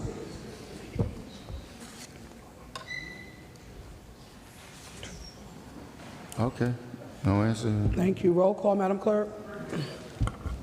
Councilmember Cotton, Council Vice President Davila? Yes. Councilmember Jackson? Thank you, Madam Clerk. To the public, the disappointing adage of anything goes in Paterson starts right here. Starts right here in the council with no accountability. We just carelessly, recklessly just approve these things without, any level of accountability. And it's part of the reason why the community is in the position it's in. We cannot continue to do this, just allow residents to be abused and be overrun with towing while, there's according to the city code, these entities have to have off-street parking that their cars park in each and every night. Abstain, Madam Clerk. Councilmember Khalid? Councilmember Omar? Sorry, Mendez. Thank you, Madam Clerk. Just for the record, when we received the resolution, all the document is being reviewed by the clerk, and every taxi company, they have to provide specification or location where they're going to park all those cars. So before this resolution arrive at the council, it's being reviewed by the Corporation Council, by the clerk. My vote is yes, Madam Clerk. Councilmember Omar? My vote is yes, Madam Clerk. Councilmember Udine? Yes. Councilmember Velez? Yes. Council President Mims? Yes, Madam Clerk. 6 yeses, 1 abstention, 2 absent. This item passes. Item 40, Madam Clerk. Item 40 is a resolution approving the renewal of 23 taxi cab registrations for River Transportation Taxi Corp. at 275 River Street, Parking locations 275 River Street and 326-330 East 16th Street. This is resolution number 26194. So moved. Moved by Councilwoman Davila, second by Mendez and Velez. Roll call. Item 40, Madam Clerk. Council Vice President Davila? Yes. Councilmember Mendez? Yes, Madam Clerk. Councilmember Omar? Yes, Madam Clerk. Councilmember Udine? Yes. Councilmember Yes. Velez? Council President Yes. Mims? 6 yeses, this item passes. Madam Corporation Council, items 41 through 44, all taxi cabs, can they be read into the record just with the resolution numbers and be voted on in that capacity? 41 through 44, they're all taxi cab registrations. Thank you, Council President. I will defer to Madam Clerk on this unless she Madam wants a Clerk. specific legal opinion. No, I mean, unless these are moved towards a consent agenda by motion, they weren't. So they have to be done, transacted as individual items. So we're on item 41 or 2? Yes, Item 41. 41. We did 41 already. Oh, yeah. No, we did 40. We The did 40. Item 41. Item 41 is a resolution approving the transfer of 12 taxi cab registrations from 973 Car Service to TLS Car Service of 21-23 East 19th Street. This is resolution number 26195. Moved by Councilman Velez, Second. second by Councilman Omar and Mendez. Roll call on item 41. Council Vice President Davila? Yes. Councilmember Mendez? Yes, Madam Clerk. Councilmember Omar? Yes, Madam Clerk. Councilmember Udine? Yes. Councilmember Velez? Yes. Council President Mims? Yes. 6 yeses, this item passes. Item 42, Madam Clerk. 42 is a resolution approving the transfer of 22 taxi cab registrations from Silver Taxi LLC to Guzman Taxi LLC of 21-23 East 19th Street, resolution number 26196. So moved. Moved by Councilman Velez, second by Mendez. Roll call on item 42, Madam Clerk. Council Vice President Davila? Yes. Councilmember Khalid? Yes. Councilmember Mendez? Yes, Madam Clerk. Councilmember Omar? Yes, Madam Clerk. Councilmember Udine? Councilmember Velez? What number is this one? 42. Oh, 40, yes. Council President Mims? Yes, Madam Clerk. 7 yeses, this item passes. Item 43. 43 is a resolution approving the transfer of 15 taxi cab registrations from Fast Pad LLC to Seavoy LLC of 35 Broadway in Paterson. This is resolution 26197. So moved. Second. Second by Council Vice President Davila and Mendez. Roll call on item 43, Madam Clerk. Council Vice President Davila? Yes. Councilmember Khalid? Yes. Councilmember Mendez? Yes, Madam Clerk. Councilmember Omar? Yes, Madam Clerk. Councilmember Udine? Yes. Councilmember Velez? Yes, Madam Clerk. And Council President Mims? Yes. 7 yeses, this item passes. Item 44. Resolution approving the renewal of 15 taxi cab registrations for Fast Pad LLC of 35 Broadway. This is resolution number 26198. So move. Second. Moved by Velez, second by Councilman Mendez. Roll call on Discussion? Discussion. Yeah, just quick, I want to call discussion in the last one. We just, Madam President and Council, we just approved today the last resolution. We're going to approve the last resolution, and it's a total of 114 cabs, taxi in the city of Paterson. This is a message to the owners of these cabs. Please be a good neighbor. If you put on a paper, an application, and a resolution that you have a place that you're going to park this vehicle, do so, because PD is enforcing it. If your car get towed, don't call me or don't call any councilman. You could call them, but don't call me if you know that you have a place established to park these cars. Please, because I got to tell you the same thing. The ordinance says that you have a place to park it, and we have a commercial ordinance is going to be enforced. Also, to keep in mind that also is being enforced in Zone 1 and Zone 2. No commercial vehicle should be parked in Zone 1 and Zone 2 during the day from 9 o'clock in the morning to 6 o'clock in the afternoon. Please be a good neighbor. We need parking for our residents that come tired to come from work and they want to be home sleeping and not looking for parking. Thank you, Council President. Roll call. Council Vice President Davila? Yes. Councilmember Khalid? Yes. Councilmember Mendez? Yes, Madam Clerk. Councilman Omar? Yes, Madam Clerk. Councilmember Udine? Yes. Councilmember Velez? Saying that, I know they're going to be good neighbors. Nothing against the CAT. They're doing a good service, but you need to respect the neighborhood. My vote is yes. Council President Mims? Yes. 7 yeses, this item passes. 49, Madam Clerk. 49? Yes.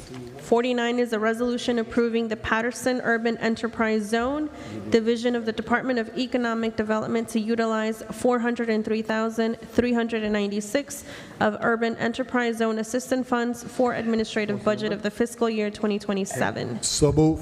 Moved by Velez, second by Mendez. Roll call, second by Davila as well. Roll call, Madam Clerk. Council Vice President Davila? Yes. Councilmember Khalid? Yes. Councilmember Mendez? Yes. Councilmember Omar? Yes, Madam Clerk. Udine? Yes. Velez? Yes. Council President Mims? Yes. 7 yeses, this item passes. Item 47, Madam Clerk. 47 is a resolution to amend resolutions authorizing budget revisions to the Community Development Block Grant Program for program years 24 and 25 for reallocation of funds. Resolution 26201. So moved. Second. Moved by Davila and Velez, and second by Mims. Roll call on 47, Madam Clerk. Council Vice President Davila? Yes. Councilmember Khalid? Councilmembers Mendez? Yes, Madam Clerk. Omar? Yes, Madam. Udine? Yes. Velez? I didn't state it in the last resolution approving the UEZ funding budget. I just want to welcome Mr. Rosado. He's the new director of UEZ program in the city of Paterson. So, but in this case, I think the director is doing a great job. My vote is yes. Council President Mims? Yes, Madam Clerk. This is 7 yeses, this item passes. Item 48, Madam Clerk. 48 is a resolution to amend resolution number Point of order. 23. Point of order. I was in my seat, Madam Clerk. You passed up my vote again. You weren't in your seat when I went through roll call, Councilman Jackson. I was in my seat before you called the roll. There's no specific order of the roll. I was in my seat before you called the roll. Councilman Jackson, you were not in your seat when I went through roll call. I'm looking down, taking all of the roll calls. So, Madam Clerk. Okay. 48, Madam. 48. 48 is a resolution to amend resolution number 23488, authorizing budget revision number 8 to the 2019-2020 one-year annual action plan for the use of leftover CDBG COVID-19 CARE Act funding. This is resolution 26202. Second. Yes. Roll call, Madam Clerk. Sewer ass. Move. Roll call, Madam Clerk. Roll call. Council Vice President Davila? Yes. Councilmember Jackson? Pass. Councilmember Khalid? Yes. Councilmember Mendez? Yes. Councilmember Omar? Madam Clerk, this is 48. This is item 48. Yes. My vote is yes, Madam Clerk. Councilmember Udine? Yes. Councilmember Velez? Omar was going to ask the same question. Thank you for clarifying. My vote is yes. Council President Mims? Councilman Jackson, he passed. Councilman Jackson? Thank you, Madam Clerk. And I do apologize because we should have gotten to a discussion prior to going into the roll, but here we have no reporting, no full reporting on what we spent his CARES Act dollars on, and I'm just going to carelessly go through this again. My vote is no, Madam Clerk. Council President Mims, My vote is yes, Madam Clerk. 7 yeses, 1 no, 1 absent. This item passes. Item 50, Madam Clerk. Item 50 is a resolution addressing the renewal of a motor vehicle junkyard license for HB International Trading, LLC, doing business as Gasoline Alley at 251 Presidential Boulevard in the First Ward. This is Resolution 26204. Moved by Councilman Velez, second by Councilwoman Davila and Mendez. Roll call on item number 50, Madam Clerk. Council Vice President Davila? Yes. Councilmember Jackson? Yes. Councilmember Khalid? Yes. Councilmember Mendez? Yes. Councilmember Omar? Yes, Madam Clerk. Councilmember Udine? Yes. Councilmember Velez? Yes. Council President Mims? Yes. 6, 7, 8 in favor. This item passes. Madam Clerk, I just want to make sure on 48, it was moved by Davila and seconded by Mims and Velez. I just want to make sure you have that. Yes. Item 51, Madam Clerk. 51, you said? Yes. 51 is a resolution authorizing a split award of contracts to various vendors for consultants and evaluation services for the Lead and Healthy Homes Hazard Inspection Services for the Health Division of the Department. So moved. Second. Moved by Mims, second by Davila. Recusing. Udine and Councilman Velez is recusing himself. Roll call, Madam Clerk. Sorry, give me 1 moment. I don't know.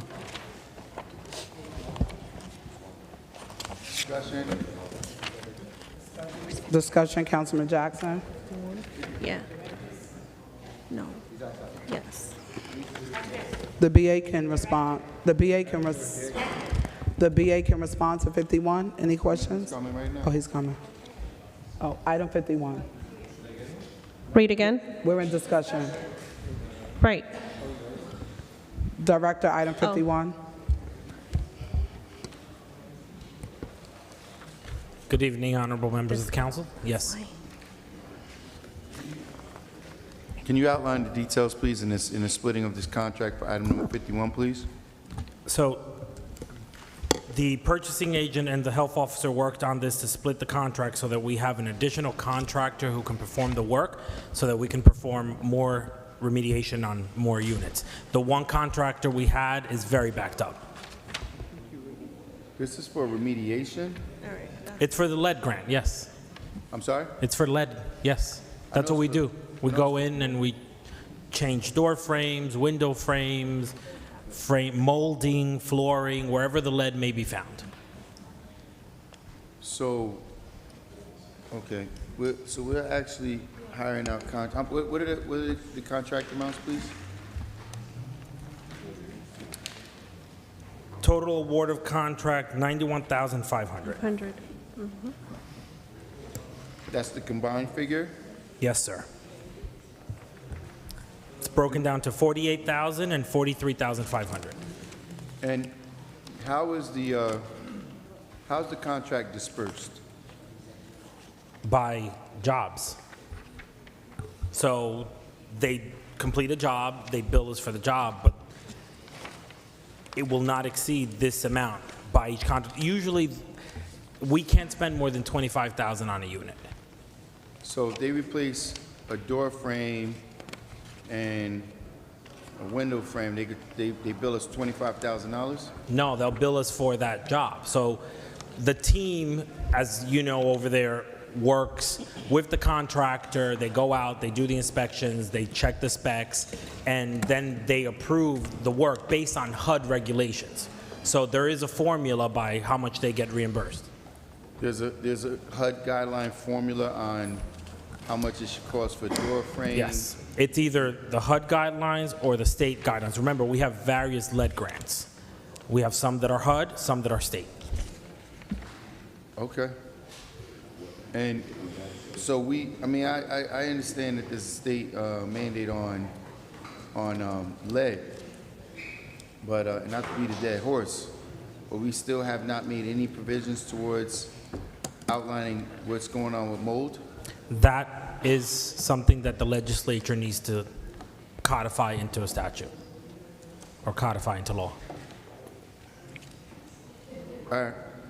Roll call, Madam Clerk. Councilmember Cotton. Councilmember Cotton. Item 51 for lead. Council Vice President Davila. Yes. Councilmember Jackson. Thank you, Madam Clerk.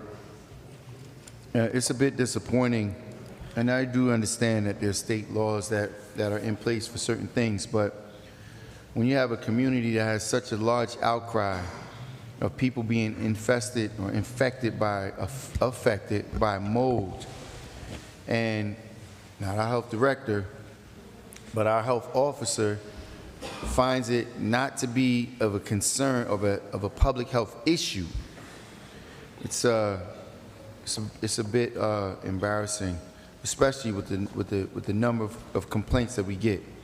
But on this item, Madam Clerk, my vote is yes. Councilmember Khalid. Yes. Councilmember Mendez. Thank you, Madam Clerk. Just before my vote, I understand that this is specifically for lead, but I've been throughout the city of Paterson, been knocking on doors and getting to apartments that are in such a deplorable condition. And here in the city of Paterson, I mean, it's really hard for people they call, they knock on doors, and there's not one specific entity that go there and address the problem directly. But we have to go back to the table and sit down to be able to protect our tenants in the city of Paterson, because this is happening in a large scale. It's happening with our senior building and many other areas that really need to be addressed. With that being said, my vote is yes, Madam Clerk. Councilmember Omar. Thank you, Madam Clerk. My vote is yes. Councilmember Udine. Yes. Council President Mims. Yes, Madam Clerk. 8 yeses, this item passes. Madam Clerk, we'll go on to our DPW items. Item 53. 53 is a resolution authorizing the mayor and the city clerk to execute a site access agreement between the city of Paterson and Solomon Bros, Inc. for the installation of 2 monitor wells near 802 East 27th Street. This is Resolution 26207. So moved. Second. Moved by Councilman Velez, second by Councilman Mendez. Roll call on 53. Discussion for the monitoring wells. So, Director.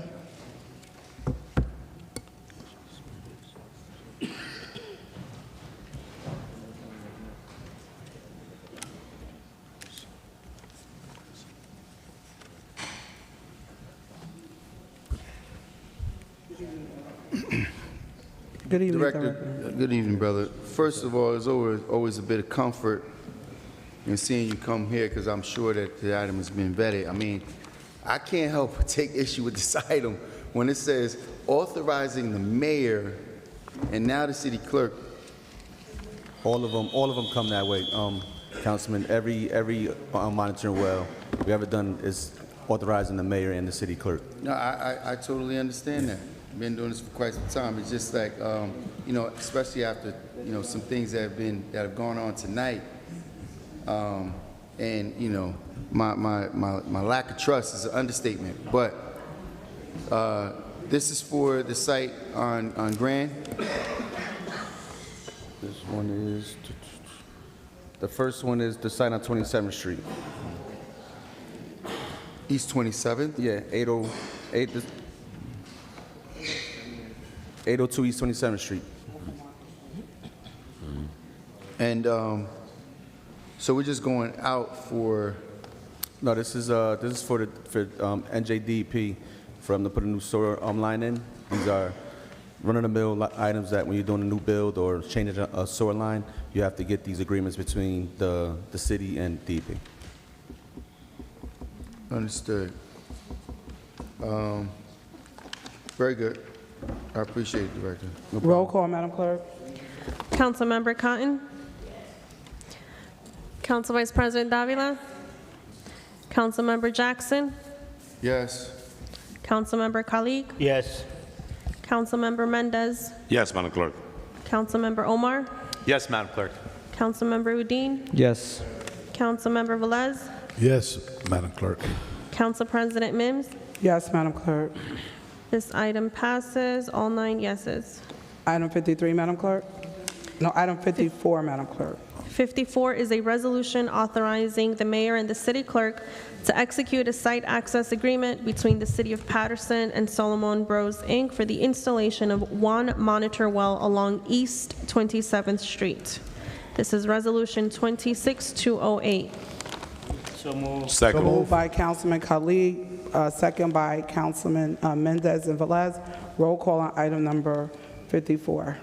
Councilmember Cotton. Council Vice President Davila. Yes. Councilmember Jackson. Yes. Councilmember Khalid. Yes. Councilmember Mendez. Yes, Madam Clerk. Councilmember Omar. Yes, Madam Clerk. Councilmember Udine. Yes. Councilmember Velez. Yes, Madam Clerk. Council President Mims. Yes, Madam Clerk. 9 yeses, this item passes. Item 55. 55 is a resolution authorizing the rejection of all bids and authorizing the solicitation of new bids for the emergency sewer main repairs and replacement, bid number 26.06 for the Division of Engineering of the Department of Public Works, Resolution 26209. So move. Moved by Councilman Velez and Councilwoman Davila, second by Mendez. Roll call on item number 55. Councilmember Cotton. Council Vice President Davila. Yes. Councilmember Jackson. Yes. Councilmember Khalid. Yes. Councilmember Mendez. Yes, Madam Clerk. Councilmember Omar. Yes, Madam Clerk. Councilmember Udine. Yes. Councilmember Velez. Yes, Madam Clerk. Council President Mims. Yes. 9 yeses, this item passes. Item 56. 56 is a resolution authorizing award of contract to Montana Construction Corp., Inc. for the sewer main repairs and replacement. This is bid 26.07 for the Division of Engineering and Department of Public Works, Resolution 26210. So move. Moved by Councilman Velez, second by Council Vice President Davila. Discussion. Discussion, Councilman. Through the chair, Director, I know that this comment should be calling discussion the previous one, but the one is to reject, the one that we rejected, the bids and go back again into new solicitation bid. What happened is into the process happens and we need to do an emergency repair, or do this Montana Construction will take care of it, or we have to get somebody else? This is for that contract. This is for mains. For that. So they will cover also in the case of an emergency into Yes. the other contract falls in? Yes. Okay, thank you. Thank you. Roll call, Madam Clerk. Councilmember Cotton. Council Vice President Davila. Yes. Councilmember Jackson. Yes. Councilmember Khalid. Yes. Councilmember Mendez. Thank you, Madam Clerk. Director, before my vote, I see that we fixed 9th Avenue, totally brand new, repave it. I see that they opening 9th Avenue. We got to make sure that they fixed that curb to curb. It took us many years to fix 9th Avenue, and I see that this is the second time they open it, and the way they patch it, it was really bad. You pass by 9th Avenue, the first one. So, and the second one is happening today, so please stay on top of 9th Avenue. I'm gonna see that fixed curb to curb. It was fixed a few months ago, you know. So with that being said, my vote is yes, Madam Clerk. Councilmember Omar. The vote is yes, Madam Clerk. Councilmember Udine. Yes. Councilmember Velez. Yes, Madam Clerk. Council President Mims. Yes, Madam Clerk. 9 Madam Clerk. yeses, this item passes. Madam Clerk, I'd like to readdress my vote, please. Councilman Jackson.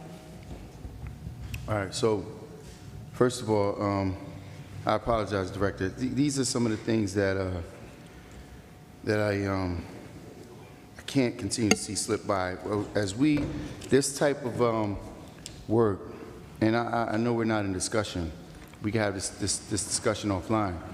I was told that we have a paver box in the salt dome. I know you don't worry about answering it, but we need to fill the capacity. But while I'm at it, and I have a moment to answer my 2 minutes, you should have started the clock. This is just for Councilwoman Davila's edification. It's very disappointing. I remember there was a couple weeks ago she had changed the vote on something, but relative to, and it speaks to the clerk, and it definitely also speaks to Corporation Counsel. According to Robert Rules of Order, a member has the absolute right to change their vote at any time until the results is officially announced by the chair. Rules for changing a vote. Before announcement, you can change your vote without needing permission from the assembly. You can change your vote without needing permission from the assembly, meaning the body, meaning council members, fellow council members, meaning the clerk, meaning the Corporation Counsel. You do this by seeking recognition from the chair and stating your new vote. Just for a point of clarity, because I'm hoping moving forward, I don't have to continue to be disrespected, but Madam Clerk, my vote is no. Wow. Wow. Corporation Counsel, please. Yes, thank you, Council President. So the question earlier that Councilman asked was to reconsider his vote. Yeah, the question that was asked earlier that was addressed to myself and the clerk was to reconsider a vote. Reconsider a vote is different than changing a vote. And so now the councilman is saying that he's employing a procedure that he is correct, is in Robert's rules for changing your vote. Although I will note that historically, when it's been requested that he change his vote has not been changed. So just want a point of clarity on that. So when you ask for reconsideration, the legal opinion and guidance stands. You need a motion and a second. But to change your vote, you can change your vote before the vote is called. But Robert's rule specifically says change, not ask for more time to speak or argue or anything else. Thank you. Thank you. Madam Clerk, let's go Point to of order? item 45, Madam Clerk. Sorry, 56 was 8 yeses, 1 no. This item passes. Thank you. Point of order, Council President. It's not a point of order. Point of any. There's a point of order anytime a member So calls what is point the of order. violation, Councilman Jackson? Well, the first violation is you stepped out of roll call to call for a legal opinion from Corporation Counsel. While we're in roll call, there is no discussion. There is roll call for a vote. Him giving a legal opinion is not a conduct of roll call. That's what the point of order is. That's the violation of the rule. You should have allowed Madam Clerk to finish the calling of the vote, and then you could have asked him. Now, what Corporation Counsel just outlined was totally incorrect. If I'm asking to reconsider my vote, it is reconsidering to change it. And again, respectfully to Corporation Counsel, I do not have to abide by Council President, pose a question, please. Thank you. We're not in discussion. We're not in discussion. Again, understand the rules. I'll pose a question, Council President. Understand the rules of the quorum. We're going to delay this more than ever. We're not in debate. There's a second on the floor, Madam Clerk. We're not in debate. But we're not in debate. There is no point of question if we're not in debate. You are in a question, debate. Council Call to President. question is only in order when we're in debate. There is a second on the floor, Madam Clerk. The public is waiting to speak. Madam Clerk, pose the question so we can move on. Thank you. Madam Clerk, would you sorry, please who was the inform- second? I second it. Yo, they're just going to continue to Councilmember, violate the Cotton? rules.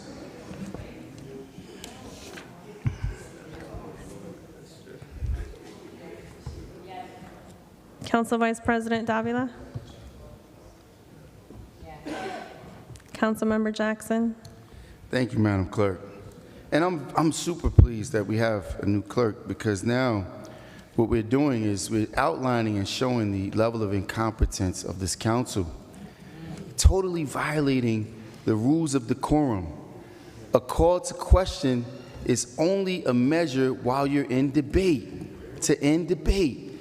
It is not because you don't like what a council person has to say. Furthermore, the chair failed to acknowledge my point of order and not allowing it to be answered to. Every time you call a point of order, if there is a violation of the rule, the point of order must be judged upon. We didn't listen, and we're wondering why people, when you go into that voting poll this upcoming election, look at what's happening. Look at what's happening. One, they don't even understand the rules of decorum. Two, your best interest is being railroaded. But I mean, I guess we're in the call of question and the roll call for it, so Madam Clerk, my vote is no. Councilmember Khalid. My vote is yes, Madam Clerk. Councilmember Mendez. My vote is yes, Madam Clerk. Councilmember Udine. Yes. Councilmember Velez. So, my colleague, I learned from him. He said that he's debating, and he's not debating. So for me, whatever he's doing is debating and also questioning the ruling of the Corporation Council or any members of the council here. So we're not going to be all night listening to nonsense. My vote is yes. Council President Mims. My vote is yes, Madam Clerk. Madam Clerk, 7. I'd like to change my vote, please. No. What do you mean? It's the Councilman rules Jackson. of decorum.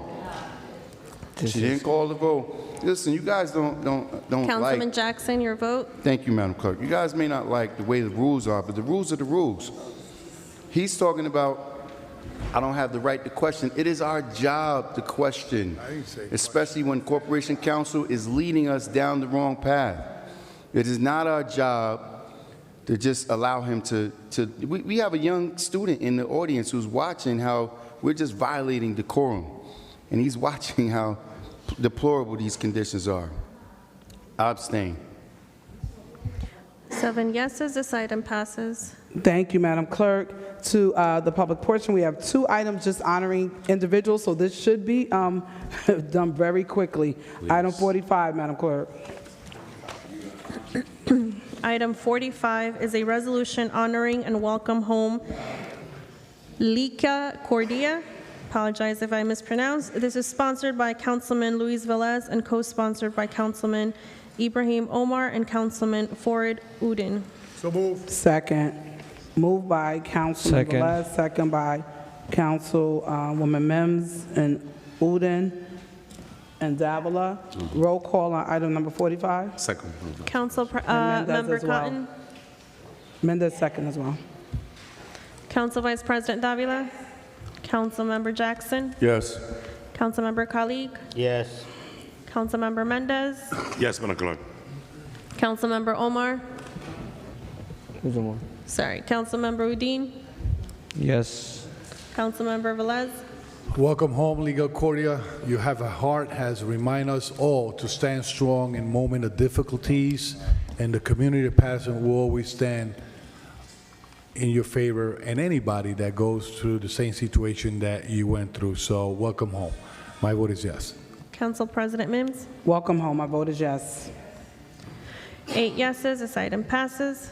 Item 46, and the last item on the agenda, Madam Clerk. 46 is a resolution memorializing the life and legacy of Dorothy Elizabeth Cook Haley. This is sponsored by Councilwoman Cotton, Council President Mims, and Council Vice President Davila.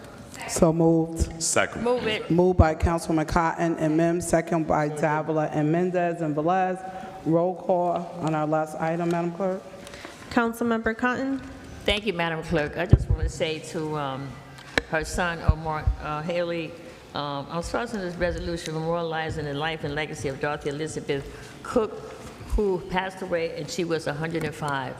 I was able to be at her birthday celebration when she was 102, when she was 103, when she was 104, and when she was 105. And I just wanted to recognize her, memorialize her for her life here on this earth. Madam Clerk, and my sympathy goes out to the family. Madam Clerk, my vote is yes. Council Vice President Davila. Yes. Councilmember Jackson. Yes. Councilmember Khalid. Yes. Councilmember Mendez. Yes. Councilmember Udine. Yes. Councilmember Velez. Yes. Council President Mims. To Omar and family, you know, our heart goes out to you. Thank you, Councilwoman Cotton, for pushing this forward. My vote is yes. 8 yeses, this item passes. Thank you, Madam Clerk. We're now going into public portion. Council President? There are 20 speakers for Council public President? portion. 1 second, Councilman Jack. There are 20 speakers for public portion. The agenda is completed. We have 20 speakers. Each speaker has 3 minutes. Chanel Fields did call me earlier. Chanel Fields has 4 minutes on tonight to speak. Madam Clerk, If we can, after Councilman Jackson, we'll open up public portion. Councilman Jackson? Thank you, Council President. So I have a concern through the Chair, Corporation Counsel, and Mr. BA, and I apologize for not bringing this to the floor sooner. Item number 5, resolution authorizing additional appropriations for a contract for medical services, Inc. It was brought to my attention that this vendor is located outside of the city of Paterson, but the requirement is that they have to be located within a certain proximity of the city. I would like to make sure that I get a response and a report on whether or not that is in fact true, because if that is the case, the council should be readdressing this. And more importantly, when we have service providers that are located within the city, and we could yet again continue to outsource and give contracts to outside contractors, but relative to the legality, it was brought to my attention. I did not validate it. I haven't had an opportunity to research it, but I'm hoping that you can confirm and or negate whether or not there's a proximity requirement in the code. Thank you. If you'll send and that. you don't have to do it now. Yeah, I send mean, that we can later. address it. Yeah. I'm sorry? It's in Passaic. Yeah, this is located in Passaic. It's in the resolution. Madam Clerk, public portion, we can begin with our first speaker. We can move to public portion. I just want to bring to your attention, item number 34 also still has to be considered. That was not Oh, done. 1 second, 1 second. Item 34. Oh, let's do that one first. Let's do that one really quick. Item 34? Item 34. Yes, 34. Yes. Can we do that one really quick, and then we'll go right into public portion? This is a resolution authorizing the renewal of a contract with Dot Designing LLC for purchase and delivery of T-shirts and accessories for various departments and divisions. This is bid number 25.14 for the Department of Administration in an amount not to exceed $100,000 for a period of 1 year. This is Resolution 26188. So move. Moved by Councilman Velez, second by Councilwoman Davila. Roll call, Madam Clerk. Councilmember Cotton. Council Vice President Davila. Councilmember Jackson. Councilmember Jackson. Councilmember Khalid. Yes. Councilmember Mendez. Yes, Madam Clerk. Councilmember Udine. Yes. Councilmember Velez. Yes, Madam Clerk. Council President Mims. Thank you for that clarification. Yes. 7 yeses, 1 no, 1 absent. This item passes. Thank you. The agenda is completed, 9:29 p.m. First speaker, Madam Clerk. We have Eva Kazak or Razak? Good evening. Razak. Good evening, Commissioner. Good evening. Turn your mic on. I believe it's on. No, it's on this. No, it's on Easy. No. Yeah, there I you go. hate that light. Now you hear me? Okay. Congratulations to everyone for being here this evening, public portion and everyone else. I'm here today to say one thing. I've always been for women power. I've always stuck behind women. I've always stand for women because behind a man, there's always a strength woman. Now, why I'm here today is nobody has paid me, nobody pays me, nobody tells me what to do, what to say, and how to say it. I'm here on my own. And this is for our women out here. We have one Spanish person sitting on our council, which has been Marissa Davila for many years. I know Ms. Davila for more than 20 years because her son Bebo was my student. I know Marissa Davila to be a hard, caring, dedicated mom, sister, hardworking person. And I'm going to say this, guys. I know a lot of people can feel about everybody. That's to your own. But I, Eva Razak, not as a commissioner, as a person that lives in this town for many years, can vouch for Maritza Davila. Why? Because when I've called her, not only for me, because you guys know I don't ask for me, I ask for our constituents out here. She always directs me to someone.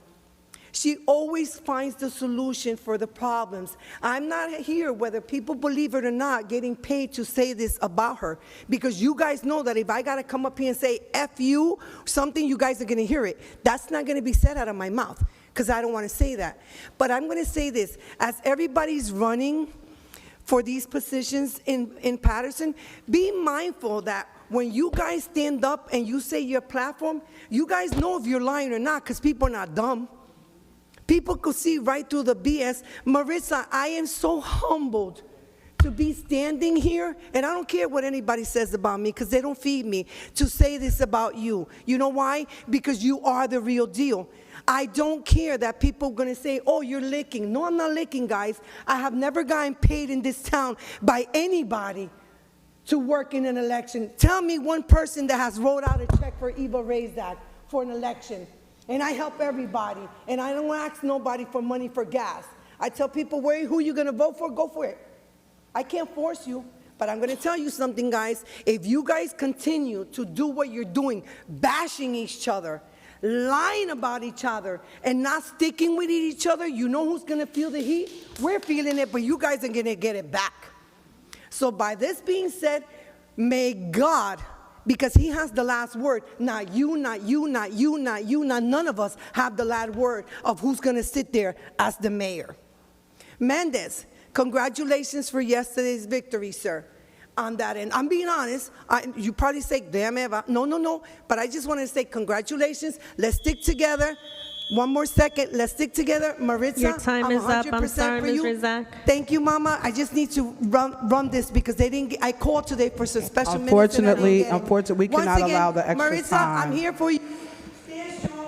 Next speaker, Madam Clerk. Next speaker. Ms. Next speaker, Razak, Madam I'm Clerk. sorry, your Mims, time's up. Don't do that to me because you do it all the time. No, you were told. Next speaker. Next speaker, Madam Clerk. Speaker you number were told. No, 2. you stop. Next speaker, Madam Clerk. Speaker number 2 is Ernest Rucker.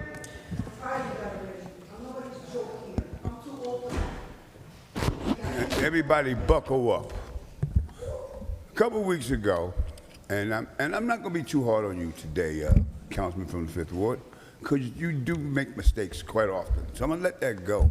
But what I am pissed about is policy and procedure. Something came up on this council about reappointing another commissioner to a commissioner's seat that had not given his resignation in writing. Now, I notice Council President keeps going to the Corporation Council for legal advice.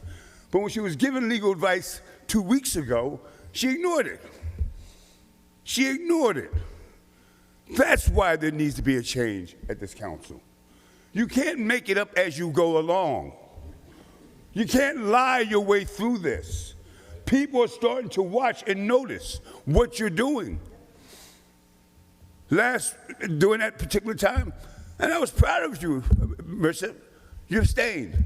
But somewhere down the extension, you decided to change your vote without anybody seconding it, without no other process. Sometime you have to understand, there are certain people that's not going to tolerate the bullshit that you put up. I saw the look you just gave me. You get to know me. Bullshit is just light. When we come together as a community, I expect people to tell me the truth, not lie to me. Council President, twice we have gone out to meetings because of your lying. Once don't act like it didn't happen. I'll start naming names. Okay, you know I will. Don't do it to yourself. Matter of fact, that'd be my post for the night.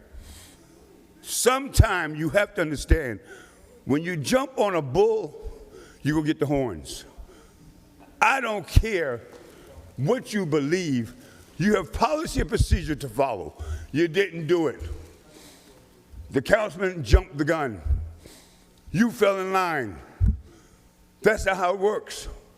Corporation Council told you something different. You ignored that advice. But tonight, I watched you. Corporation Council, would you give a ruling on that? But you didn't take the ruling that he gave you at that night. Why was that? I'm going to tell you why it was. Because I've been in your behind, Constantly, I am unveiling and more to unveil. The team that cannot be trusted can't go back in office. It's not the team that can be trusted. That team does not exist. This mayor has been sitting up here. He sold us on the stadium by talking about it was the Negro League. No Negroes work on Mr. it. Rucker, I'm sorry, your time is up. I'm not, madam, I'm not finished, I'm in closing. Thank you. Next speaker, Madam Clerk. Next Mr. speaker, Rucker. Madam Clerk. Next speaker, Madam Clerk. Next speaker. Next speaker. Mr. Rucker. Councilman, congratulations. I'm looking to say congratulations to you, Councilman Jackson, very soon. Now we have a race, but no one shuts me up. Mr. Rucker, I'm sorry, your time is up. Next. As do I to every resident here. Next speaker, Madam Clerk. Next speaker. Next speaker, Madam Clerk. Next speaker, Madam Clerk. Next speaker, Madam Next Clerk. speaker is Next Juan speaker. Mitch Santiago. He Juan left. Mitch Santiago. He left, Madam Clerk. Next speaker is Diana Mohegan. She left, Madam Monahan? Clerk. Monahan. She left. Next speaker is Lakhvinder Singh.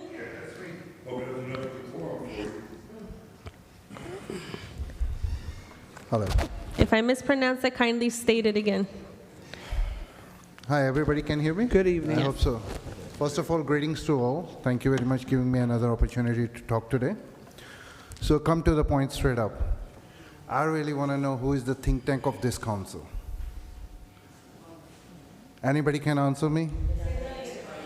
Who is the think tank of this council? It's okay, no problem. You know what? Whoever is passing the ordinance, they don't think. I will tell you the reason. So, last time when I was here, I was talking about the tobacco license ordinance. In the bottom, statement of purpose. The purpose of this ordinance is to regulate the potential harmful effect of smoke shops and tobacco shops. Listen carefully. Which can impact health and quality of life of residents of the city of Paterson. The stated penalties are fined the city of Paterson in regulate smoke shops and tobacco shops and harms associated with such entities. In city of Paterson, the number of tobacco smokers are 50.5% according to the CT data. The marijuana smoker in the city of Paterson is more than 57.8% according to the city data, which is highly increased until 57% this year so far. So who is causing the public health damage? Even a normal shop owner who is selling just a cigarette, a pack of cigarette, making a 50 cent or $1 on a pack of cigarette, has to pay $1,200 to the Department of Health for what? If city really need the revenue to generate, to improve, to pay their contractors or anything, why don't cities start giving license to the people who is selling the abusive drugs, marijuana on the street? Make them legal, sell them the licenses, make it official. You will get more money. It's hard for us to regulate our business in such economy right now. We are overtaxed, we are overbilled on everything. So I don't know, I'm really requesting again to the legal team. I know you're a great mind. You are also great thinkers. You have your own intellectuality. Kindly pay attention to the regular business owners. City is not air pollution in the city is not only because of smoke. There are school vans which is not proper maintained and causing more pollution. There are taxis which is not properly maintained, causing more pollutions as compared to just the smoke. So it's my humble request, please put a stay with the Department of Health to stop and forcing people to Mr. pay Singh, for your the time license. is up. Thank you. Thank you. Next speaker, Madam Clerk. Next speaker is Emmanuel Spurrell. How you doing, Mr. Mike? Good evening, ladies and gentlemen. I'm Emmanuel Spurrell. I'm from Paterson, New Jersey. I was born and raised here for 52 years. I know there's a lot of things that's happening. I own a house on 169 on First Street. Asked the city department to come back there to drop that tree down. They never came. That's one concern. Second concern is my son. He's 16 years old. I told him to get a job. We went and got his paperwork. Every public place that's in Paterson, New Jersey, he tried to get a job from here. They denied him. Every day that I see this going on, they got these new houses that's coming to Paterson, New Jersey, bringing people from New York City to Paterson, which they don't even belong here, taking over our town. So what's going to happen is I'm from down the hill and I'm from up there. I know a lot of people. It's going to cause a riot because we're not getting the things that we deserve as a people. And I'm not being racist, but our black people, we losing. We allowing y'all to take over too much. When is going to be our time to get something? Y'all bringing people here that don't even supposed to be in Paterson. Now we dealing with Bloods, we dealing with Crips, we dealing with a lot of shit going on. Enough is enough, man. Give our people what we deserve. Y'all worrying about this, y'all worrying about that, but y'all not even worrying about the people that was born and raised here, that put up with a lot. Y'all got to look at these things. If y'all want it peaceful or y'all want to let it go down. How many times you got to sit there and see a black or brother or sister get killed over $1, over a sneaker or some drugs? Y'all talking about schools, shelters. There's people out here in Paterson, New Jersey, Broadway, Broad Street, sleeping in these streets that's homeless. And y'all sitting up there and letting these people build houses here? Let's be for real here. Y'all making all this money. And y'all even not helping y'all own kind. To me, I don't even see God in here. I see nothing but evilness. And I'm being honest with y'all. I came from the streets, but I did change my life around. Y'all up in here talking about God should love the world. Y'all praying to the Lord. How could we pray to God when all of us in here is wrong? Y'all going against a man that's trying to survive and do the right thing for his community. Y'all want to knock this man. I went to school with this man. He was never negative energy, never gave me that type of energy. To me and my family, he was always a positive man. And y'all sitting up here talking about God. Y'all sitting up here about this money. God don't want y'all money. He wants your hearts, body, and soul. That's what God wants. Where the real people at? Y'all not being real with yourselves, man. I can look inside y'all soul. It's rotten. So if y'all want to save something, save yourself first. And then you can help the people. They don't hear you. I think y'all need to hear that sometimes. Stop being selfish and help the community, because we need y'all. If not, we're going to destroy each other. We're going to hurt each other, and I'm tired of it. I don't got nothing else to say, man. Thank you. Next speaker, Madam Clerk. Next speaker is Chanel Fields. And Chanel has 4 minutes, Madam Clerk. Thank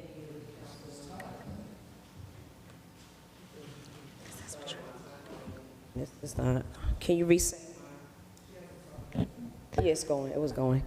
Yeah, Thank you. Finding a 4. Good evening, Council. Good evening, Paterson. This is a long overdue call to accountability that can no longer be ignored after years of troubling silence and neglect. As a reverend, you are entrusted with the sacred duty to lead with moral clarity, compassion, and courage. As president of the NAACP, you are positioned as an advocate, a defender, and protector of Black lives, a voice for justice for those too often who go unheard, to stand as a shield for the most vulnerable in our community. Yet your actions, Reverend Clayton, or rather I say your inactions, have betrayed both callings in ways that are deeply troubling and wholly unacceptable, sir. You were entrusted with 2 sacred responsibilities: to lead under God with unwavering moral courage, and 2, to advocate relentlessly for the Black community. Yet for years, you have been absent in the very moments where your leadership was needed most. While our youth were lost to violence, while families buried their children, while entire communities cried out for your guidance and protection, you chose to remain silent. In those moments you did not take a stand. I need you to know that a shepherd is not called only in times of comfort, but in times of crisis, and in this you failed. Even more troubling is the contradiction between your public title and your private actions. As landlord representative, you have allowed residents, more specifically Tanisha Rodwell and her family, to live in conditions unfit for human habitation. Mold has been permitted to grow unchecked for years, contaminating the air and entering the lungs of children, elders, and grandchildren. What's worse, Paterson? It's a working family that has paid rent timely and most often in advance for 9 years. This woman, along with a disabled child and grandchild, all currently have mold particulates on their lungs. This is not just negligence, it is harm, Reverend.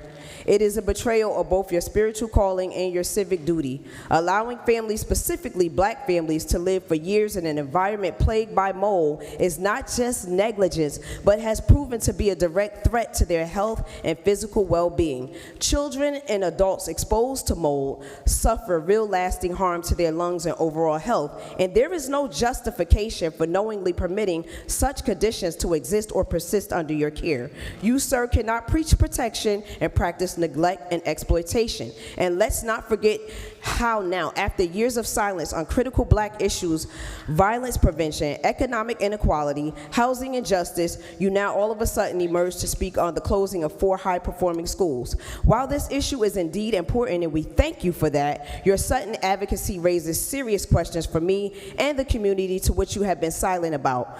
Where was the sense of urgency before? Where was the sense of urgency for Jameek Lowry, Mr. McKnight, Najee Seabrooks, Jalik Barrows, Armani Sexton, Nazira Bug, and all the others whose lives were lost? Where were you, Reverend? Where was this leadership? It was most needed, that could have saved lives, strengthened families, and protected futures. Where were you, Reverend Clayton? It is difficult to view this moment as anything other than a strategic attempt to regain your staggering credibility and diminishing public support after years of inaction. Your leadership has been selective and your advocacy has been virtually non-existent. Integrity is never allowed to be situational. And I know many of you may take issue with these words I'm saying tonight about the good old Reverend, but unless you have lived it, you cannot fully understand it. Unless you walk into the suffocating stench of wet mold day in and day out and sleep in it after night, until you struggle daily to breathe in your own home, until you receive a diagnosis confirming mold in your lungs, your child's lungs, and your grandchild's lungs, you cannot grasp the weight of this reality until it's you. And until it's you, it won't be understood. But I didn't wait for such a demise to come my way to advocate for a family suffering when no one should ever have to live in such uninhabitable constraints. True advocacy should never require personal suffering. In church, we're taught that a child saved is a soul saved, plus a life. Fix the apartment, Reverend Clayton. You have been asked, you have been requested, and you are now being demanded. And I brought this to the council so that you guys will join me. 4 minutes were granted. Is it up? Because Yes. you told me I had the extra minute. I did. I extended it. Okay, The 4 thank minutes you. are granted. Council, if he doesn't do it, we need to work together to call for his resignation with the NAACP. And thank you, Madam Clerk. Thank you. Next speaker, Madam Clerk.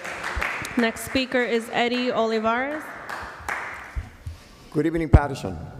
As is usually the case, I am here to tell you why it is that, in fact, I am going to present you with, I want you to imagine 2 nightmare scenarios. Number 1 nightmare, imagine for a minute that even if we get rid of the 3 incumbents, Andrew Sayed wins the election. That means that we're going to have Ms. Cotton on the council, we're going to have Khalik, we're going to have Alex Mendez, we're going to have Omar, and we're going to have Luis Velez. And that means that the large-scale contractors will get away with murder because the administration and these guys will make sure that they get away with whatever it is that they want to do. That's what they have been doing for a long, long time. Second nightmare scenario. Alex Mendez wins the mayor's seat. She didn't sign up. You know, there is a philosophy. People with no moral compass use this philosophy that there is no permanent enemy and there is no permanent friend, only permanent benefit. And so, these people that we have on the council that want to kill Alex Mendez tonight because they are with the mayor, they're not going to get off the gravy train. You're going to see all of these people, Cotton, Khalik, Omar, Luis Velez, all of them getting the pig pen with Alex. That's what they do, people of Paterson. And so, once again, I am going to tell you, I'm going to vouch for Mr. Jackson. Everybody knows that I do that. Not perfect. Only Christ was perfect, and we killed him. So, but it's the best option that we have. It's the only option that we have. People of Paterson, listen to me. Unless we get rid of, these members on the council, and we get rid of the mayor, this city will not get better. It is that simple. Again, there is no for these people. There are no permanent enemies. As soon as they identify the winner, they go with the winner. That's all it is, people of Paterson. And listen to me. I'm going to say it once again. People of Paterson, people watching. If the mayor stays in power and these three incumbents win their seats, it is you to blame. Don't blame me. I'm doing everything that I can to get rid of them. So you're going to have to blame yourselves. It is your fault that the city will continue to deteriorate to a lower level. Thank you. Next speaker, Madam Clerk. Next speaker. Next speaker is Elvis Durham. Elvis? Oh.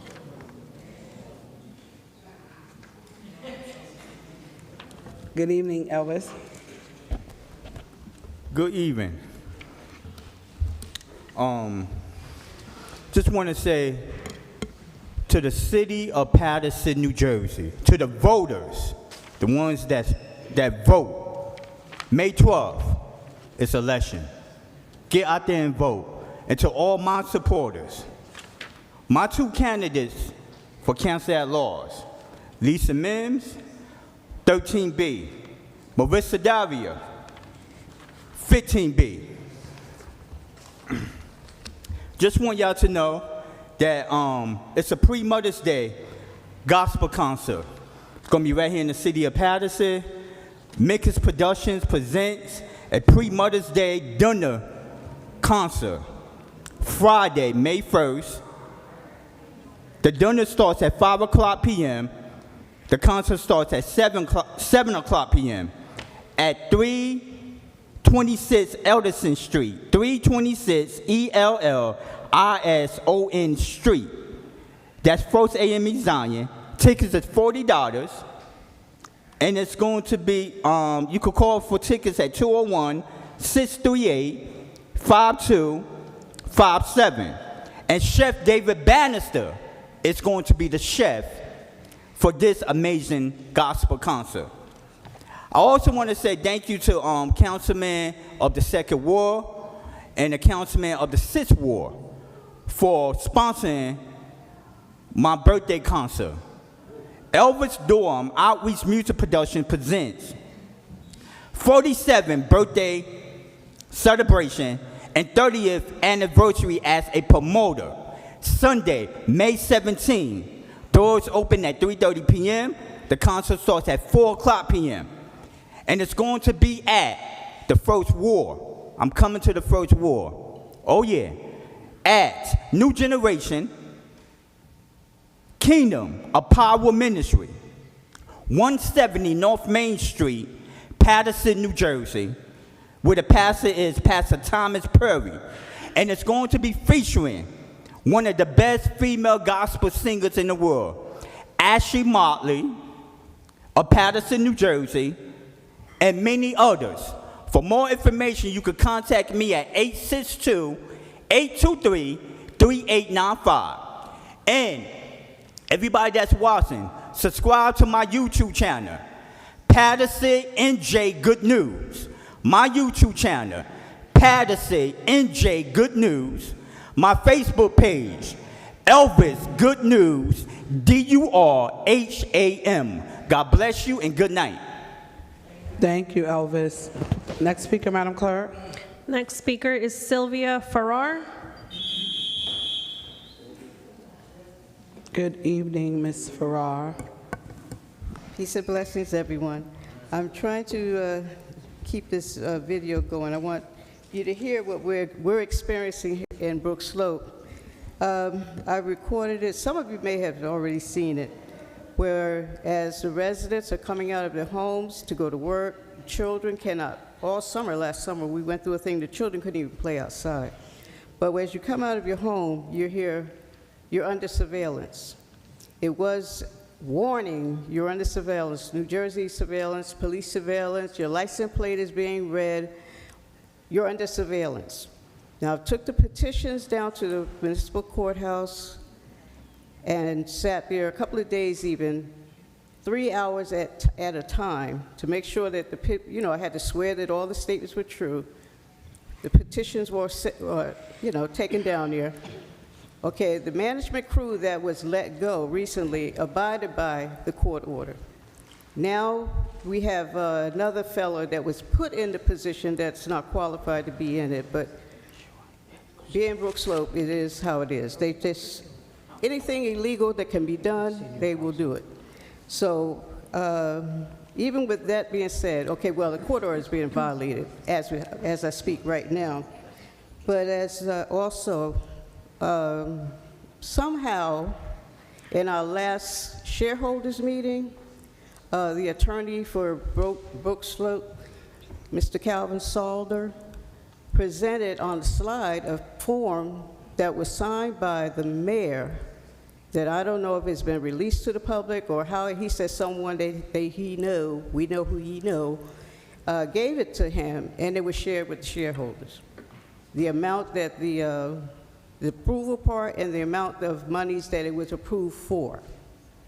So again, there was a breach in confidentiality from this office to the public.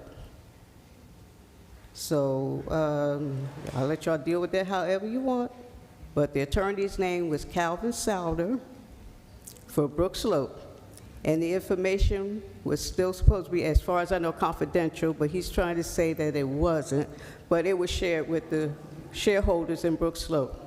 Also, he was trying to make comments about our mayor that were untrue. I had to correct him and let him know it was unfounded, that I was sitting in meetings during that time concerning the sewers. This is going back to Jeff Jones. We are $22.7 million in debt for the sewage lines being cleared, which they had started, but now it's still being continued. For sewer lines even being cleared, but this is all, whatever, the little side campaign nonsense they're trying to do. But a breach of confidentiality has twice. I heard one tonight and one was witnessed at Brook Slope. Ms. Farrar, your time is up.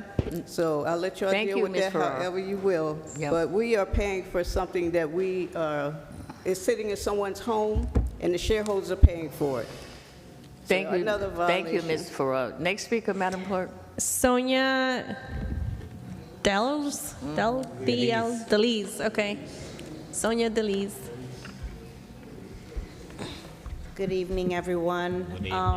I did want to address something, first of all, to the council president and vice council president, but they're not here, in regards to the cigarette licenses, to see what was the status on it and what we were going to be. I know that 2 months ago when I came in, they were supposed to present it to legal, and it was supposed to be edited or amended, but I don't know if the politics and all this is in place right now and it's on hold, but if somebody can please relay the message, that would be great. But good evening, everyone. Today I am here to actually once again announce my candidacy for City Council at large. As a lifelong Patersonian, born and raised, business owner of 2 businesses in Paterson, and a property owner. My roots in this city runs deep, and so does my commitment to its future. May 12th is very important. It is a very important date. It is the residents' opportunity to vote for change, to have your voice heard, and to help shape the direction of our great city. I am looking to fight for Paterson residents, support and fight for our hardworking city employees, stand tall and fight for our first responders, and finally uplift our small businesses, which are the backbone of our city. I have no doubt that together we can build a stronger, safer, and prosperous Paterson. On May 12th, I humbly ask for your support, and I ask that you vote 5B Sonia DeLise, because we all know that together we are Paterson. Together. It is a together thing when we think of elections. Paterson residents, you saw tonight's meeting. It's painful. It's painful. So May 12th, make sure you cast your vote wisely. Once again, my name is Sonia DeLise, and I am 5B in the ballot. Thank you. Next speaker, Madam Clerk. Next speaker is Abed Tharbak. Thabatha. What? Yes, my name is Abed Tabata, to be or not to be. Yeah, there you go. See, I like that laugh on Councilman Velez's voice. But now we got to get to the serious business. There you go. Last week he made announcements from your desk From what? on government time.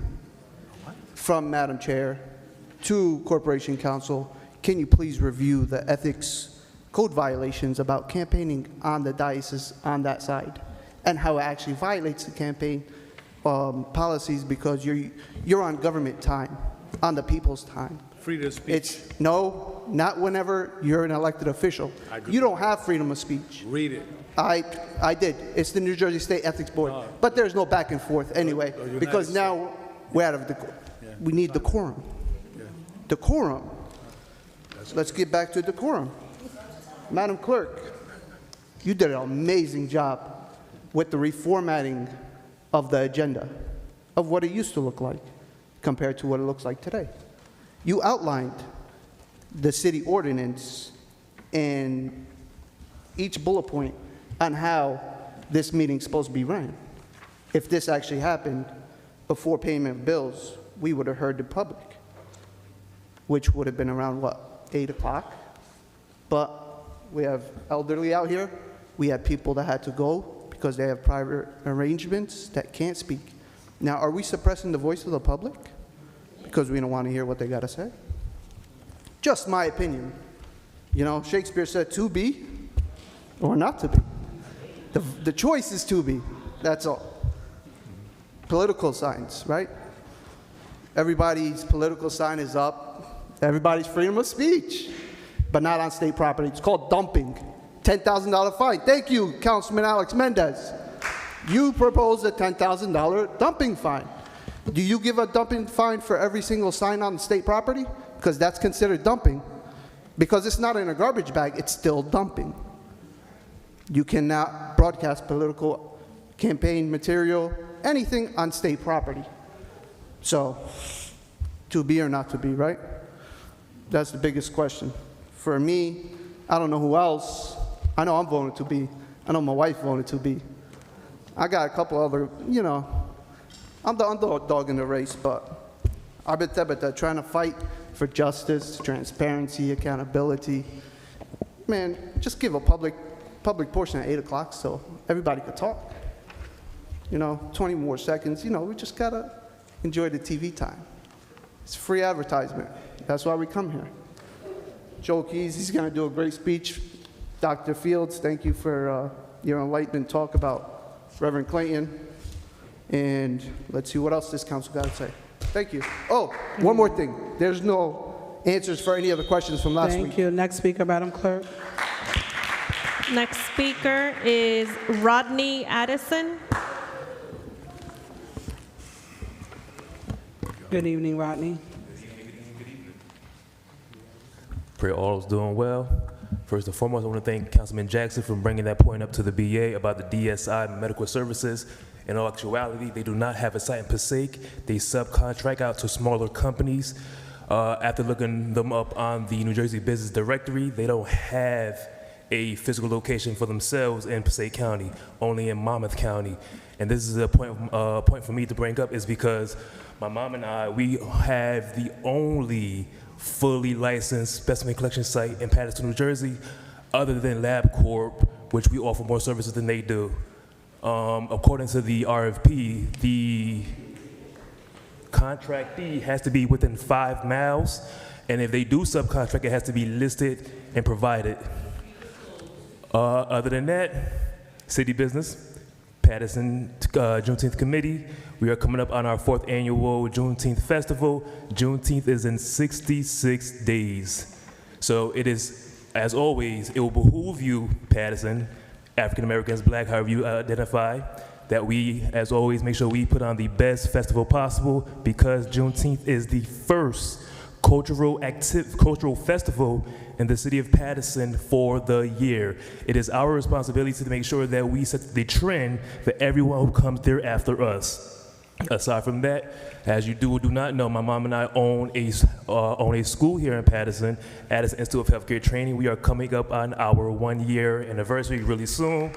In the last year, we have had the chance to graduate some amazing individuals in the allied health field across phlebotomy, EKG, CMA, EMR, MAVO, and more, to which we are now on the state's ETPL registry, so that if you do go through workforce, you can come do the workforce funding to come to our school for free. Other than that, I want to thank the Honorable Councilwoman Ruby Cotton, who sponsored a student to come to our school. He was actually a young brother who graduated from Eastside High School. He is now pre-med at Rutgers University in Newark. Wow. He came to our school to come get phlebotomy training so that he is well-equipped, competent, and competent as he goes in to become a doctor eventually. Yeah, thank you. Thank you. Next speaker, Madam Clerk. We have Veronica Franklin. Veronica. She left, Madam Clerk. Next speaker. Joel Keys Jr.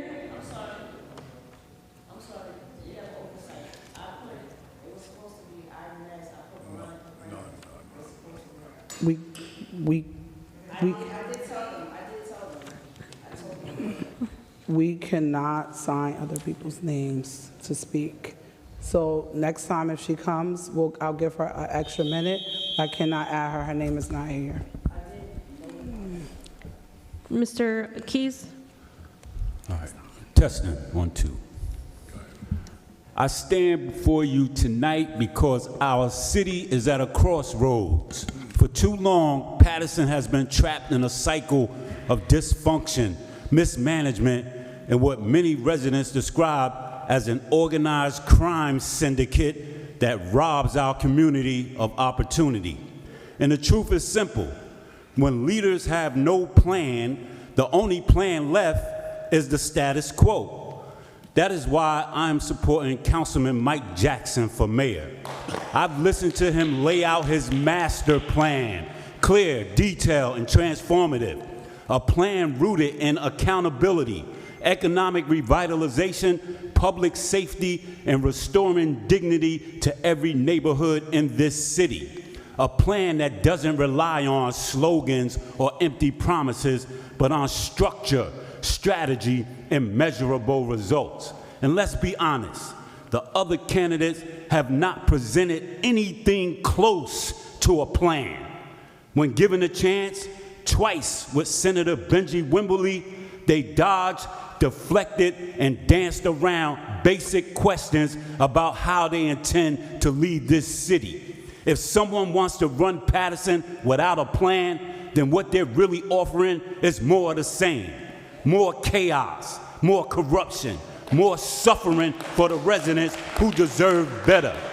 Even worse, the incumbent, Mayor Andre Sayar, didn't bother to show up for Senator Wimberly's debates, not once, but twice. If the sitting mayor cannot show enough concern to face the grassroots, answer questions, or defend his record, then what does that say about his commitment to this city? Meanwhile, Mike Jackson shows up. He answers every question. He stands firm in the fire, and he brings forward a master plan that, in my view, has the potential to make Paterson a model for cities across the nation. Some have tried to make this election about personality conflicts or personal disagreements. But leadership is not about who you like. It's about who has a vision, who has a plan, who is prepared to do the work. And Mike Jackson is the only candidate who has demonstrated that. So tonight, I'm asking Paterson to choose substance over emotion, strategy over stagnation, a future over the status quo. Let's choose a leader with a real plan for real change. Let's choose Councilman Mike Jackson for mayor, my Uncle Eddie Olivares, Casey Melvin, Abed Tabata, and Dave Whistleblower Gilmore for councilman at large. Rest in peace to Coach Allen Field. Thank you. Next speaker, Madam Clerk. You mentioned 5. Councilman We Velez. have, next speaker is Latanya Easter. Good evening, Ms. Eastern.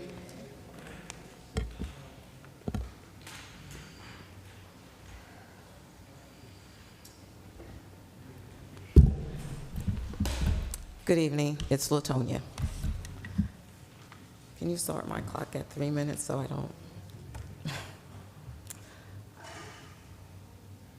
I want to start with the zoning board. I went to the zoning board for the first time a couple of weeks ago, and it was sad to see that there were no citizens of Paterson there. So whoever's listening out there, we need to get to these zoning board meetings. It'll tell us what's going on and where these buildings are going up, because there's a building going up down the street from me, and we're a residential, so we need to be mindful. Go to the zoning board meetings. The other thing real quick about the zoning board meetings, I was sad because there were some people there that were not paying attention to what was going on, and then one person had the nerve to just get up, and they weren't paying attention, and as the person was walking out, it was said, "Oh, I'm glad this meeting is over, I can go home and eat."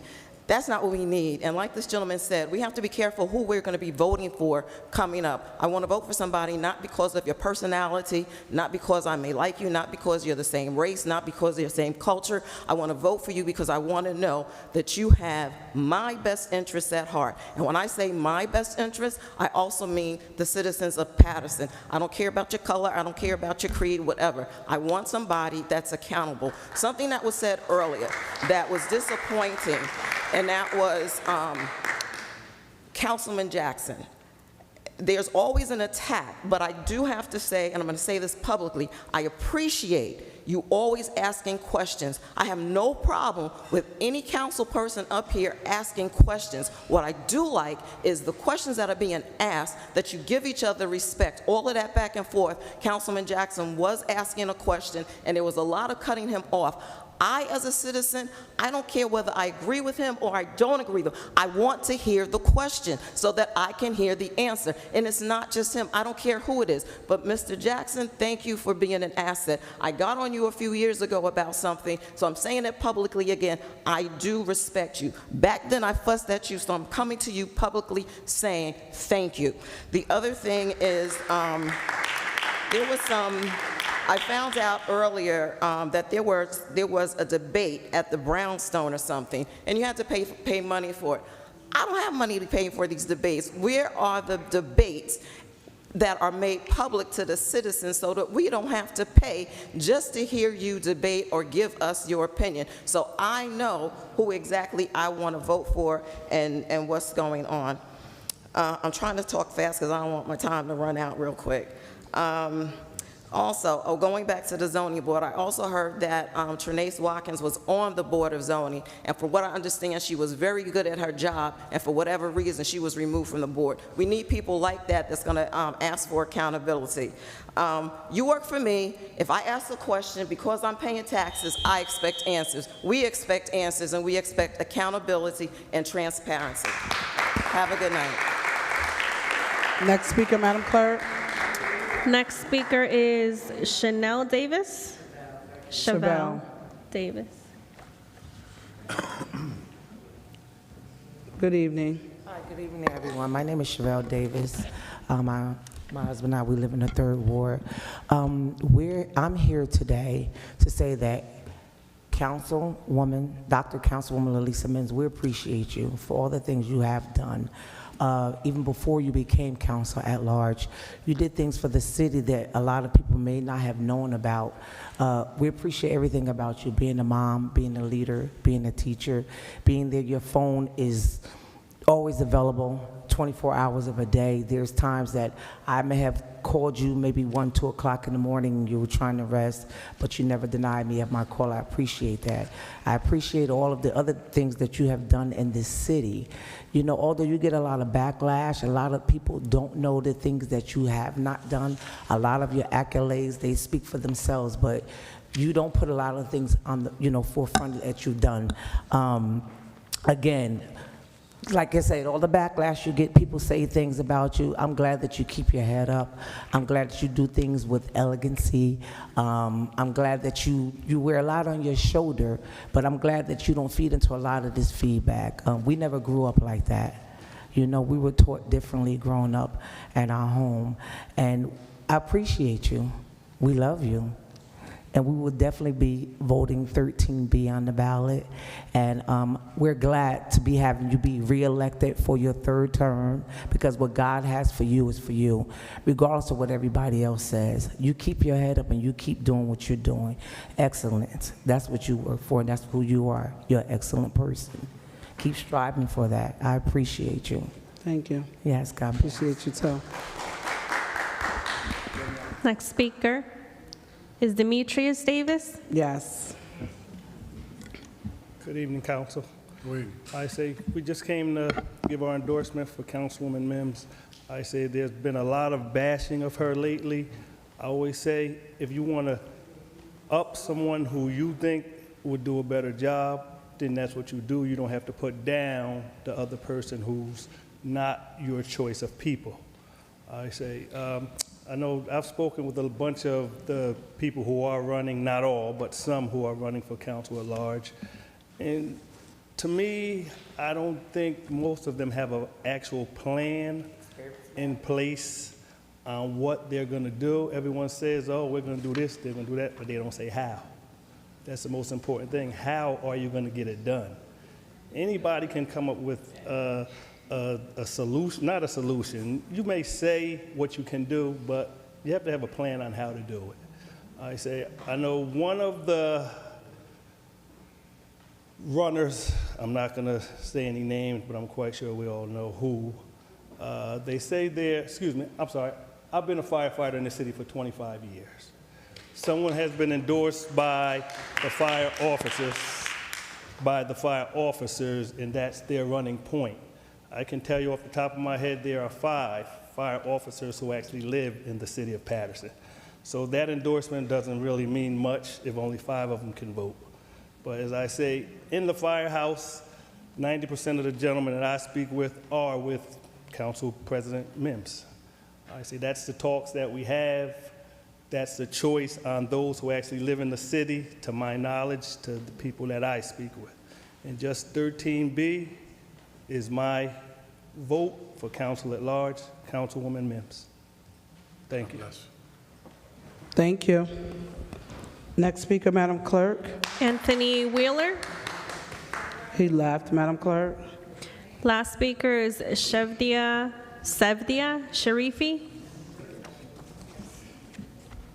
Good evening. Hello. All right. I've been meaning to come to this mic for a while, but the way you treat the public just makes me not even want to talk to you. But the time is now, so here it goes. So election season is here, and it's really entertaining. It's comical to see some of you highlighting and campaigning on improving the conditions of the city that you are all responsible for making. All of you, with the exception of one, or as the 5th Ward promoter, because you're not a councilman, likes to take credit for the 8 of us who vote yes to move forward the city. You all can take credit for Paterson being in the worst condition it's ever been in. The homeless population, the drug addicts, are all a result of you and the administration. The overdevelopment, the lawlessness, the streets, the infrastructure, all are a result of you, all being complicit with the mayor. None of you ask questions. None of you ask for reports. You just show up behind the podium and make sure you're there to hold the ribbon. It's funny because you all claim to be transparent, yet not one of you, with the exception of Councilman Jackson, have the heart to keep it real. Not just to the people of Paterson, but to yourselves. The AI photos and flyers full of lies are evidence of that. We have a drunk driving councilman saying he cares and loves Paterson, yet he ran a red light while intoxicated and hit 2 residents. Still no transparency or accountability. We also have a sitting councilman who's also a realtor who claims to love the great city of Paterson and wants to help the taxpayers, yet I saw that he sold 3 lots to a developer. That to me is wicked work, and none of you speak against it. Ever since you all voted to cut the meetings down to 2, all I've seen is you all campaigning for someone in your clique. I have yet to see city business conducted in a more robust fashion, as Councilwoman Mims and Udine said would happen when you cut the meetings. The city has gotten worse and the people are suffering, and when they show up to express themselves, they are silenced. I also want to know, why is the public not allowed to comment on the City Hall Facebook page? While you all go to parties and celebrate failure, taxes continue to rise, rents are unaffordable, and the city is sinking. You are voting to borrow money and have the audacity to say that you are fiscally responsible. The state of the city is unbelievable, and it really makes me sad to see our city in the condition it's in. It is in desperate need of love. It reminds me of Gotham City, and you all remind me of the villains teaming up to attack Councilman Jackson and take over the city, literally moving the great city of Paterson off of a cliff. Paterson, I urge you to meet us tomorrow at Tormina's Pizzeria on the corner of 7th Avenue and Madison at 5 p.m. to 7 p.m. to rally for Mike Jackson to be our next mayor. Come out for a chat and chew session and get to know him and hear his plan for the city. Thank you. Thank you. There are no more speakers. Seeing none, Move to close. Move to close by Councilman Council Velez. President. Council Second President. by second by Councilman Council President. Councilman Mendez. Council President. Councilman Jackson. So I understand the policy in which you have adopted. In fact, the young lady had left, but the young man, who's a high school student, has been sitting here the entire time. He came in well before public portion. He was been here in the entire time of the meeting. Had made a request to speak. He didn't understand the process of signing the list. We have a young man, high school student, who's interested in asking council's questions, and I think it would be robbery to deny him an opportunity before we close public portion, allow him an opportunity to speak. That's if he still wants to speak. Yeah, but So, Councilman Jackson, I asked him was he okay earlier, and he didn't say anything. As the council president, you reached out to the council president or the secretary. There's a motion on the floor. There is a motion on the floor. Yeah, but I'm saying, I'll give you my number. He said it's fine. No, He but said he- it's no, no, fine. wait a minute. Elijah, I'll talk to you. I know him personally. Yeah, I I'll know talk him to him. personally, too. I know There's a motion and a second on the floor. We'll have a conversation. come on. Would you like to? Elijah, you want to speak? Elijah, Yeah, come on. like we know him. He got his own business. We Like, come on, we love Elijah. Elijah's my nephew. Right, we know Elijah. Elijah? No. Just if you could state for me, for the record, Elijah, your first and last name only. It's on. Oh. Hello, everyone. My name is Elijah Pipkin. I've seen in the paper, the agenda, just retracking. I'm sorry to take up your time about the taxis.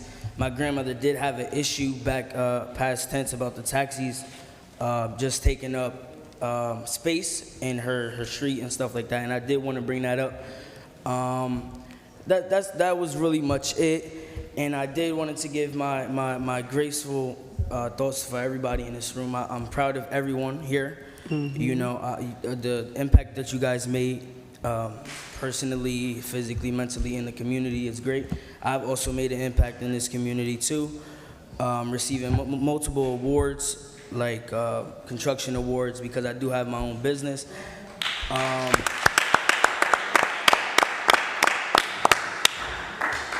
But I do think that Paterson is hurting. Honestly, I think Paterson is hurting because I view things like this. I walk around the city and I see garbage, and it's not just about garbage, it's about the people. I see a lot of people suffering. I see a lot of people going through things, and Paterson has a bad way of communication. I walk around the city and people won't speak to each other. I walk around the city and people shooting, gun violence, and I've also was in front of a person that was shooting. And again, as the council and citizens, my people, we have to make a change together, because if we don't, nobody else will. And I just want to say God bless to you guys, and keep doing what you're doing. Councilman Jackson, you're doing a great thing. President, you're doing a great thing. Yes. Clerk, I've been seeing you put up with a lot of different things throughout, because I've been watching a lot of different videos on YouTube. Congratulations to you too. Yes. And God bless you guys. Thank you a lot. Thank you, nephew. Motion to close. Motion to close, Councilman Khalik, second by Councilman Mendez and Ibrahim Omar. Roll call to close the public portion. Councilmember Cotton? Thank you, Madam Clerk. I just want to say to everyone and those that are watching out in the audience, thank you all for coming out and sharing your concerns and some of the things that are happening in the city. I just want to say to Sylvia Farrar, she left. I really did have no idea what Sylvia was talking about. Like, I don't understand what was happening. But I'll give her a call. I just want to say to Eddie Rodney Addison, you know, I've always been a big believer of helping people, and I don't need to really know you to help you. And that's why I did what I did, because you know what, we have to try to do our best to help jumpstart someone's career. We have to do our best. We can't sit here and talk about nothing getting done, but we ain't put, like I would say, put your money where your mouth is. If I can get someone to get started with a career, that's what I should be doing. That's what we all should be doing. If I can promote a business or something, and I know, Elijah, you was honored about a month ago, and I was there, and you were honored because of your entrepreneurship that you have. You own a construction company, a contracting company. And so, you know, we want to recognize people who are doing business and who are doing their best so when you can reach out and grab someone and help them to get things done, that's what you do. And I want to say to Dee Dee Addison, I mean, we go way back, School 13. Politics was nowhere near in my mind. I was just a community person helping people, showing them the right way, making sure kids go to college, making sure they go to trade school, making sure, and that's what we do. So I want to make a commitment again today to the Addison Institute that I will be doing another student that can jumpstart their career. They can jumpstart, because you actually, when you go other parts of this country, they really make good money doing that stuff. So I want to say we need to do more than what we can, and I know we all do here, but let's do what we can to help each other, to do what we have to do. With that being said, Madam Clerk, I love you, Madam Clerk. My vote is yes. Council Vice President Davila? Madam Clerk, we really appreciate you. I can say I appreciate you, okay? This is your second meeting. Yeah. Please don't leave us. It's the second meeting. But with that said, I want to thank every speaker that came before us. Listen, I'm going to keep it very short. I want everyone to have a good evening. Elections have consequences. They're coming up. I've already stated it. I will stand firm on what I believe is right and what I think the city needs. I am in full support of my mayor. He is 3A on the ballot. I believe that the work that he's done, there's still more to be done, and we've spoken about that. I'm in full support of my council president because she has done the work. So as stated, many will come to say what they want to do, and that's great, because I think that that's democracy and you have the right. So I won't speak ill on anyone. I can just stand on my record, what I want to continue to do as born and raised resident of this city where I've lived all my life. This is the only home I've ever known. So to all of my colleagues, to Councilman Mendez, wishing you good luck. To your family, I'm very happy for your children and your wife and your team. And to all of my colleagues, thank you, Councilman Velez, for all of your support throughout, this coming election. And my brothers, Shaheen and Ibi, and my sister, the woman on fire, Councilwoman Cotton. If anybody knows, just go to the Insider NJ. But anyway, thank you, Paterson. Thank you to every person that has come here to speak their mind. It is okay, we accept it. To the firemen that came before us, Chevelle, we love you too. Thank you. My vote is yes to close. Councilmember Jackson. Thank you, Madam Clerk. Let me start by congratulating Councilman Mendez and really you and your family and everybody else involved in this witch hunt. It was unfortunate, that the mayor continued to try to throw stones even after you were proven to be innocent at a debate, but that goes without saying. But anyway. She left already. I have no idea what she's talking about. You should close your mic, Councilman. So, Madam Clerk, I appreciate you as well. It's disappointing when people try to make it seem as if there's something personal. But what I'll do is I'll lay a challenge on your desk as well as I've laid on every single one of these council members. I challenge you to find where I've done anything to ingratiate or advance myself. Any one position that I've taken for my own personal greed or well-being. I advocate on behalf of the public all the time, 100% of the time. If there's one time you can ever prove, Mr. BA, I challenge you with the same task. Prove where I've done something personally selfish that has something to do with me or my family, I'll resign. I'll resign. You won't have that trouble anymore. Unfortunately, you won't find that because I don't. And I'm standing firmly on making sure that I hold you equally accountable. There was a lot of things that we may have allowed to slide, but now we will not do that any longer. I'm prepared each and every night. And unlike anyone else, I can speak firmly about my record and talk about why. I don't just say, hey, I've done a lot. Although I know the work that I've done, I'm just committed and convicted on what I say. I don't care what you say. You can't ask me no questions. Brother Elijah, I answer any question, anytime of the day. All right, Madam Clerk, my vote is yes. Councilman Khalid. Thank you, Madam Clerk. Mr. BA, there was a gentleman spoke about the cigarette licensing fee. We did have a discussion here like a month and a half ago or so. I would like to get an update on where we stand on that ordinance. Also, a couple of constituents from the second ward came about a month and a half ago or so about a company on Berkshire and Crosby Avenue. Heftech, I think Heftech, concrete washout company. According to my knowledge, also I spoke to the Constituent Services Director, Javier Fernandez. They don't have proper licensing.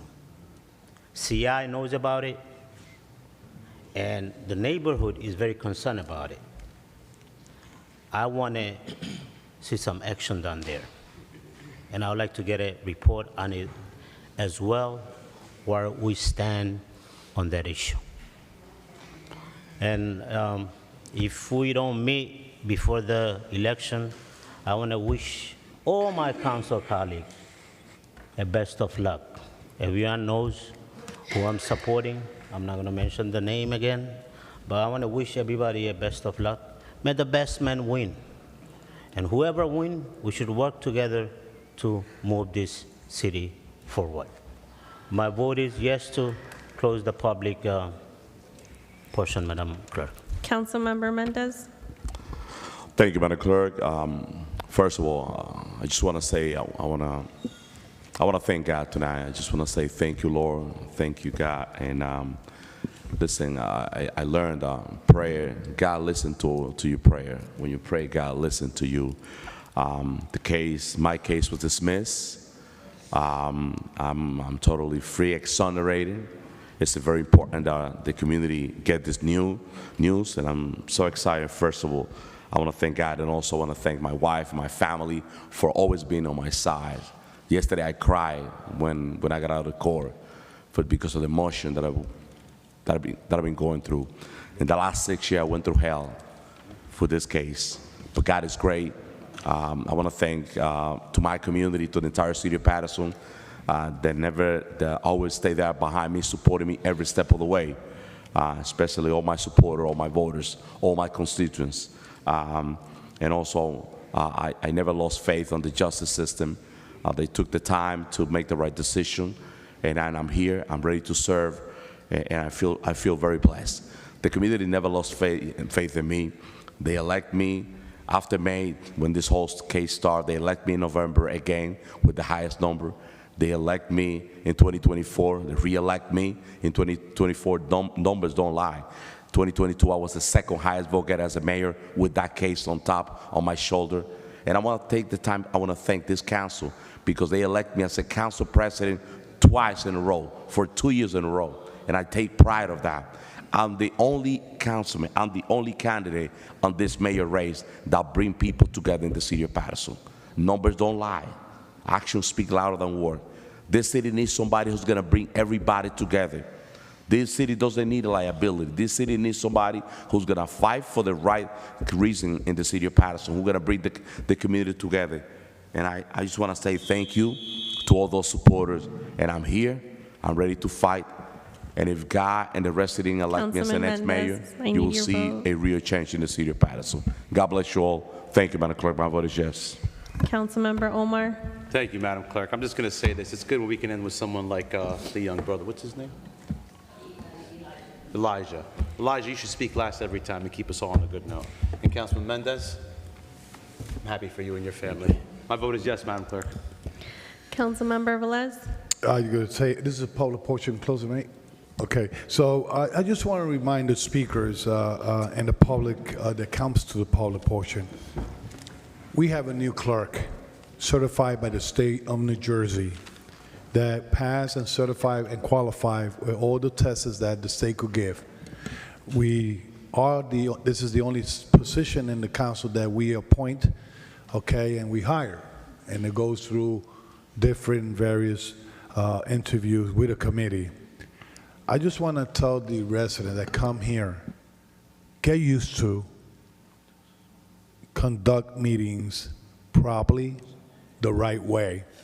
Don't take it personal when she trying to say the clock stop and she said next speaker, because she's trying to and putting rules, Robert Rules of Order in place and putting this meeting in order. Regarding other individuals that came here and spoke, those that came highly and praised me with your negative words against me, God bless you. God bless you. I'm going to continue doing my work. The Fifth Ward resident knows for the third term that I've been in that ward, they have a presence of a councilman. Last but not least, I had to admit it. To the gentleman. Please tell me, 25 years in the fire department, you had to tell me that secret. You look great, man. You look great. Healthy, right? A spinal cord, your wife. Madam Clerk, there's other things that was saying in the public. I took note. Mr. Gentleman back there, I forgot his name in a minute. Councilman Velez. Yes. Sorry, I didn't realize I didn't start the timer, but I need your vote. Oh, I could start all over again. Thank you, Council President. No, I'm just kidding. My vote is yes to close the public portion. Council President Mims. So to the public that is present and that are viewing, thank you. I always say thank you for taking the time out to sacrifice being here presently or watching everything that goes on in the council chambers, and I'm sure it allows you to be wise in your voting selection.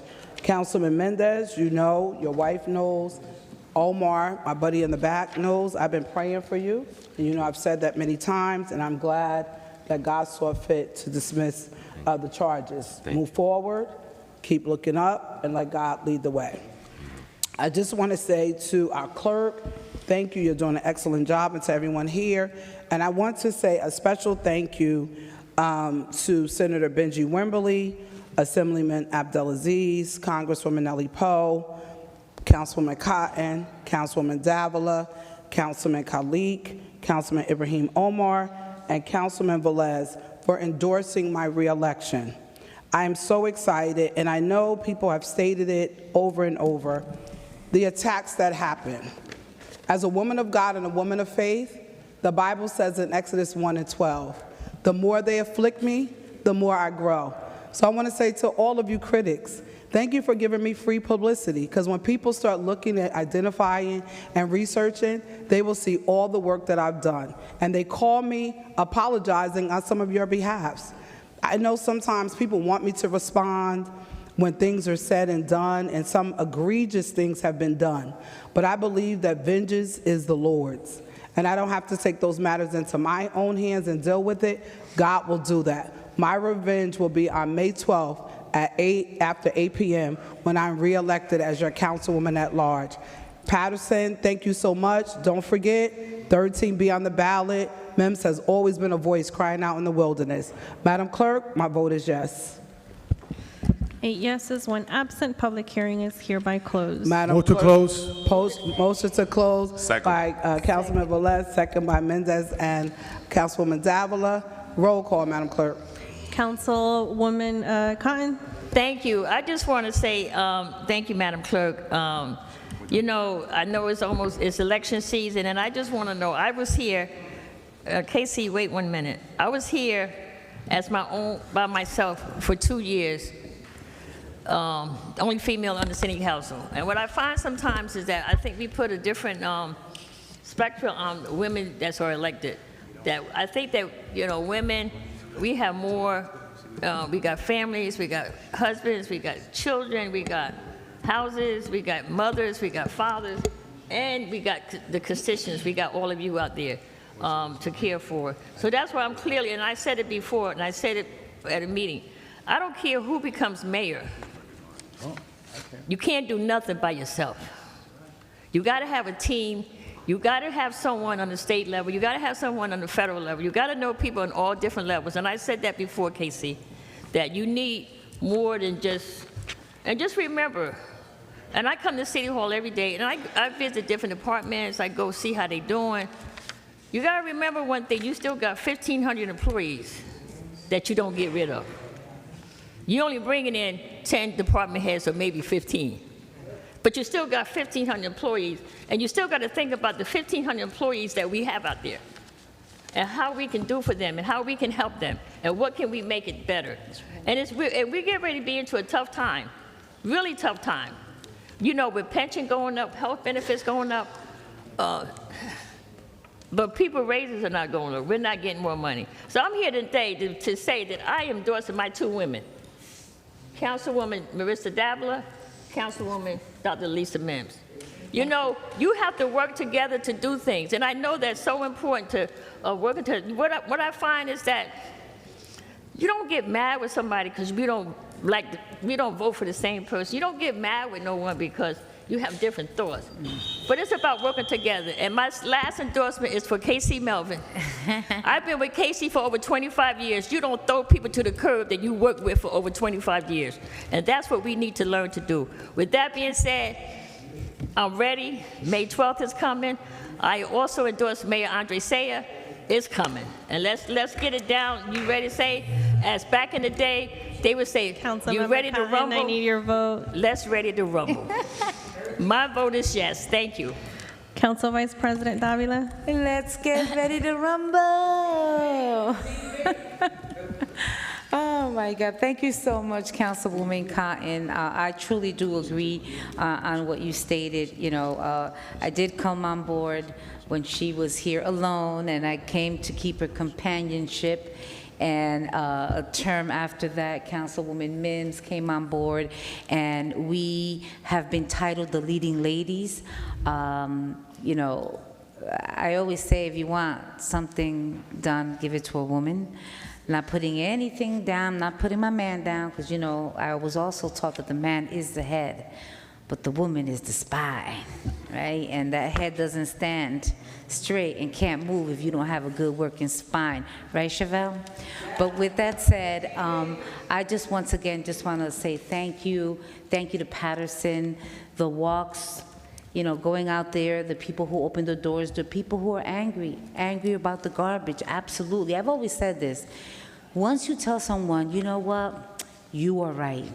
We have an issue with garbage. We have an issue with dumping. We made a mistake. What else can you say? After you accept and you own it. And so with that said, you know, this next coming term, I believe that it's the year of the cleanliness. We got to clean this city. And I'm looking forward to the last 12 years of what I've done and what we're going to continue to do for our city. This is the city that I love. And, you know, Mr. B.A., I'm so looking forward to working with you next term and with all of my colleagues. So with that said, my vote is yes to close, and like I said, I am 13B on that ballot. I'm sorry, 13B is Council President. I am 15B on the ballot. And for those that can't remember, all you gotta remember is Suite 15, right? La quinceañera, 15B. So with that said, God bless you all. Good night. My vote is yes. Councilmember Jackson. Thank you, Madam Clerk. First, I want to start by correcting some misnomer that was stated earlier about us having a new clerk and get used to the rules. I don't want to I'm paraphrasing, rules being enforced. That is a direct insult to people like Jane Warren Williams, a direct insult to Sonia Gordon, and a direct insult to Jackie Murray, as this to imply that now get used to how the rules are going to be enforced. I mean, sadly enough, I would love to have consult Ms. Warren right now about how tonight's meeting went relative to Robert rules. But listen, young brother, let me tell you something. People could tell you they scored 100 points. Go back and look at the scorecard. Look at the stat sheet. They tell you about what they've done for the last 12 years. And when the city's in these kind of conditions, forget the garbage. How about residents that's being illegally charged for parking in facilities that's not lawfully allowed to charge for parking? Right now, the new facility on Pennsylvania Avenue, they put out a brochure and posted publicly that they're charging for parking in addition to the rent. And it made it clear, but yet in the city code, it says it's unlawful for any facility to charge for parking. Not one council person has stood with me shoulder to shoulder on that. So when you got residents being taken advantage of, understand who's fighting for you, who's advocating for you. Lastly, this whole notion about you gotta have friends. Before this new mayor got elected into New York, the president was threatening him. If you guys vote for him, what happened the very next day? They were sitting down, and now all of a sudden they're in alignment. Doesn't matter if you don't have a friend in the governor's office. Doesn't matter if you don't have a current seated council person. Guess what? The public will see what's going to happen, and we'll replace those that don't want to move in the direction of the public's best interest. Madam Clerk, my vote is yes. Councilmember Khalid. Thank you, Madam Clerk. Councilman Mendez. What I'm going to say is, I told you so. From the beginning, we've been talking. I told you they have nothing on you or anybody else who has been charged with this nonsense witch hunt. From beginning, I've been telling you, my family went through the same process. God is great. Yeah. That not sleeping for 6 years, 4 years, 5 years, thinking about your family, it is unbearable. I want to congratulate you and your family. Best of luck. I hope Councilman Jackson get off his that shenanigan going on as well. I wish everybody best of luck. I want all the residents, we've been hearing all the negative from some of the, I'm not gonna mention some of the candidates or whatnot. Just take a moment, pause back. For the last 8 years, think about it, where were we 8 years ago? I did not vote for Hinchliffe Stadium, but I'm glad it got done. Look at the falls. Look at all the abandoned properties that we had in city of Paterson. You will not find one in Second Ward. If you want to rent a campaign headquarters, you want to find a storefront in the Second Ward, good luck. You will not find one. Think about where were we 8 years ago, and where are we today, and where are we moving toward, moving forward. It's not all negative in City of Paterson. Do we have work to do? Definitely we do. Definitely we do. Can you give me a minute? So like I said, good luck everyone. My vote is yes, Madam Clerk. Sorry for going 10 seconds more. Councilmember Mendez. Thank you, Madam Clerk. So before my vote, I would like to just inform the community that we'll continue doing our tax appeal. We'll continue helping our residents that have been going through this whole assessment and increasing their taxes. To appeal the taxes are totally free. We already help around 140 families appeal the taxes totally free and no cost. My entire staff in my office at 414 Broadway is helping all Paterson residents only. If you want to appeal your taxes, you have until May 1st to appeal the taxes, and we're going to be waiting for you to give you an assessment, fill it up the application, get all the comparable totally free. You're just going to have to drop it at the county, and we're going to continue serving the community. That's what I love Paterson. Paterson is a great city with a great potential. Paterson one day was the first industrial city in the nation because our location. We're 20 minutes away from New York City. We just have to clean the city of Paterson, make Paterson, organize the city of Paterson, and open opportunity for a Paterson resident. And I'm ready to do that, Paterson. We're 27 days away from Election Day. Just 27 days for Election Day. You have until April 21st to get registered to vote. If you're still not registered, please register to vote. And I'm only asking just for one opportunity to be the mayor of the great city of Paterson, to bring people together, to put the right plan in place, to make sure everybody call Paterson home. I'm Alex Mendez. I'm 1A to be your next mayor of the city of Paterson. Second highest vote, get it twice. The third time is the time. God bless you, Paterson. My vote is yes, Madam Clerk. Councilmember Omar. Thank you, Madam Clerk. I just want to wish everybody a good night and to remind everybody that May 12th we do have an election. Elections have consequences. I'm going to say this again, and I'm going to reiterate what Councilman Kalik said. The past 8 years, we have been in growth mode, and we do need to continue that growth mode. And this is not bad to say anything about anybody else, but I believe in the person that's in charge. So get out and vote on May 12th. And to my two leading ladies, my vice president, my council president, you have my full support. You're welcome. With that being said, my vote is yes, Madam Clerk. Good night. Councilmember Velez. Councilmember Velez. Thank you for the clock.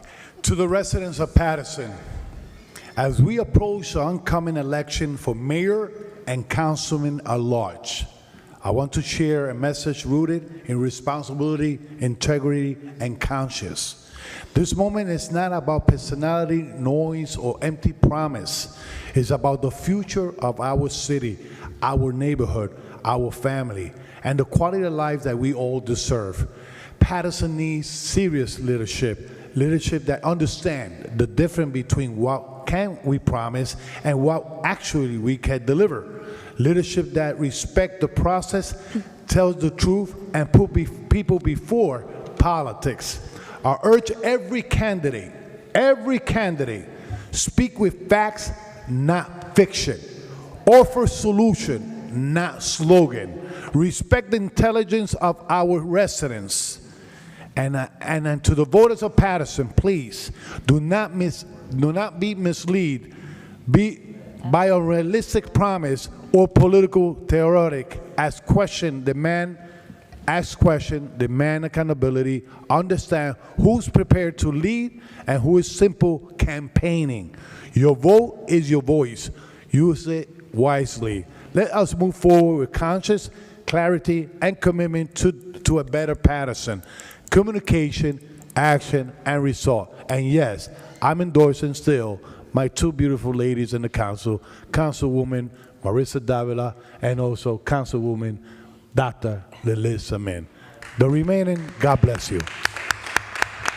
Thank you. My vote is yes. Council President Mims. I approve those messages. So in closing, as we go to leave here, I just want to say thank you. You know, I'm in full support of my Vice President, Maritza Davila. She is 15B, I'm 13B on the ballot. And we are running based on the progress and the work that we have done. I know there's so much that could be said and or said about what has been done and what has not been done. But the fact of the matter is you cannot deny the work.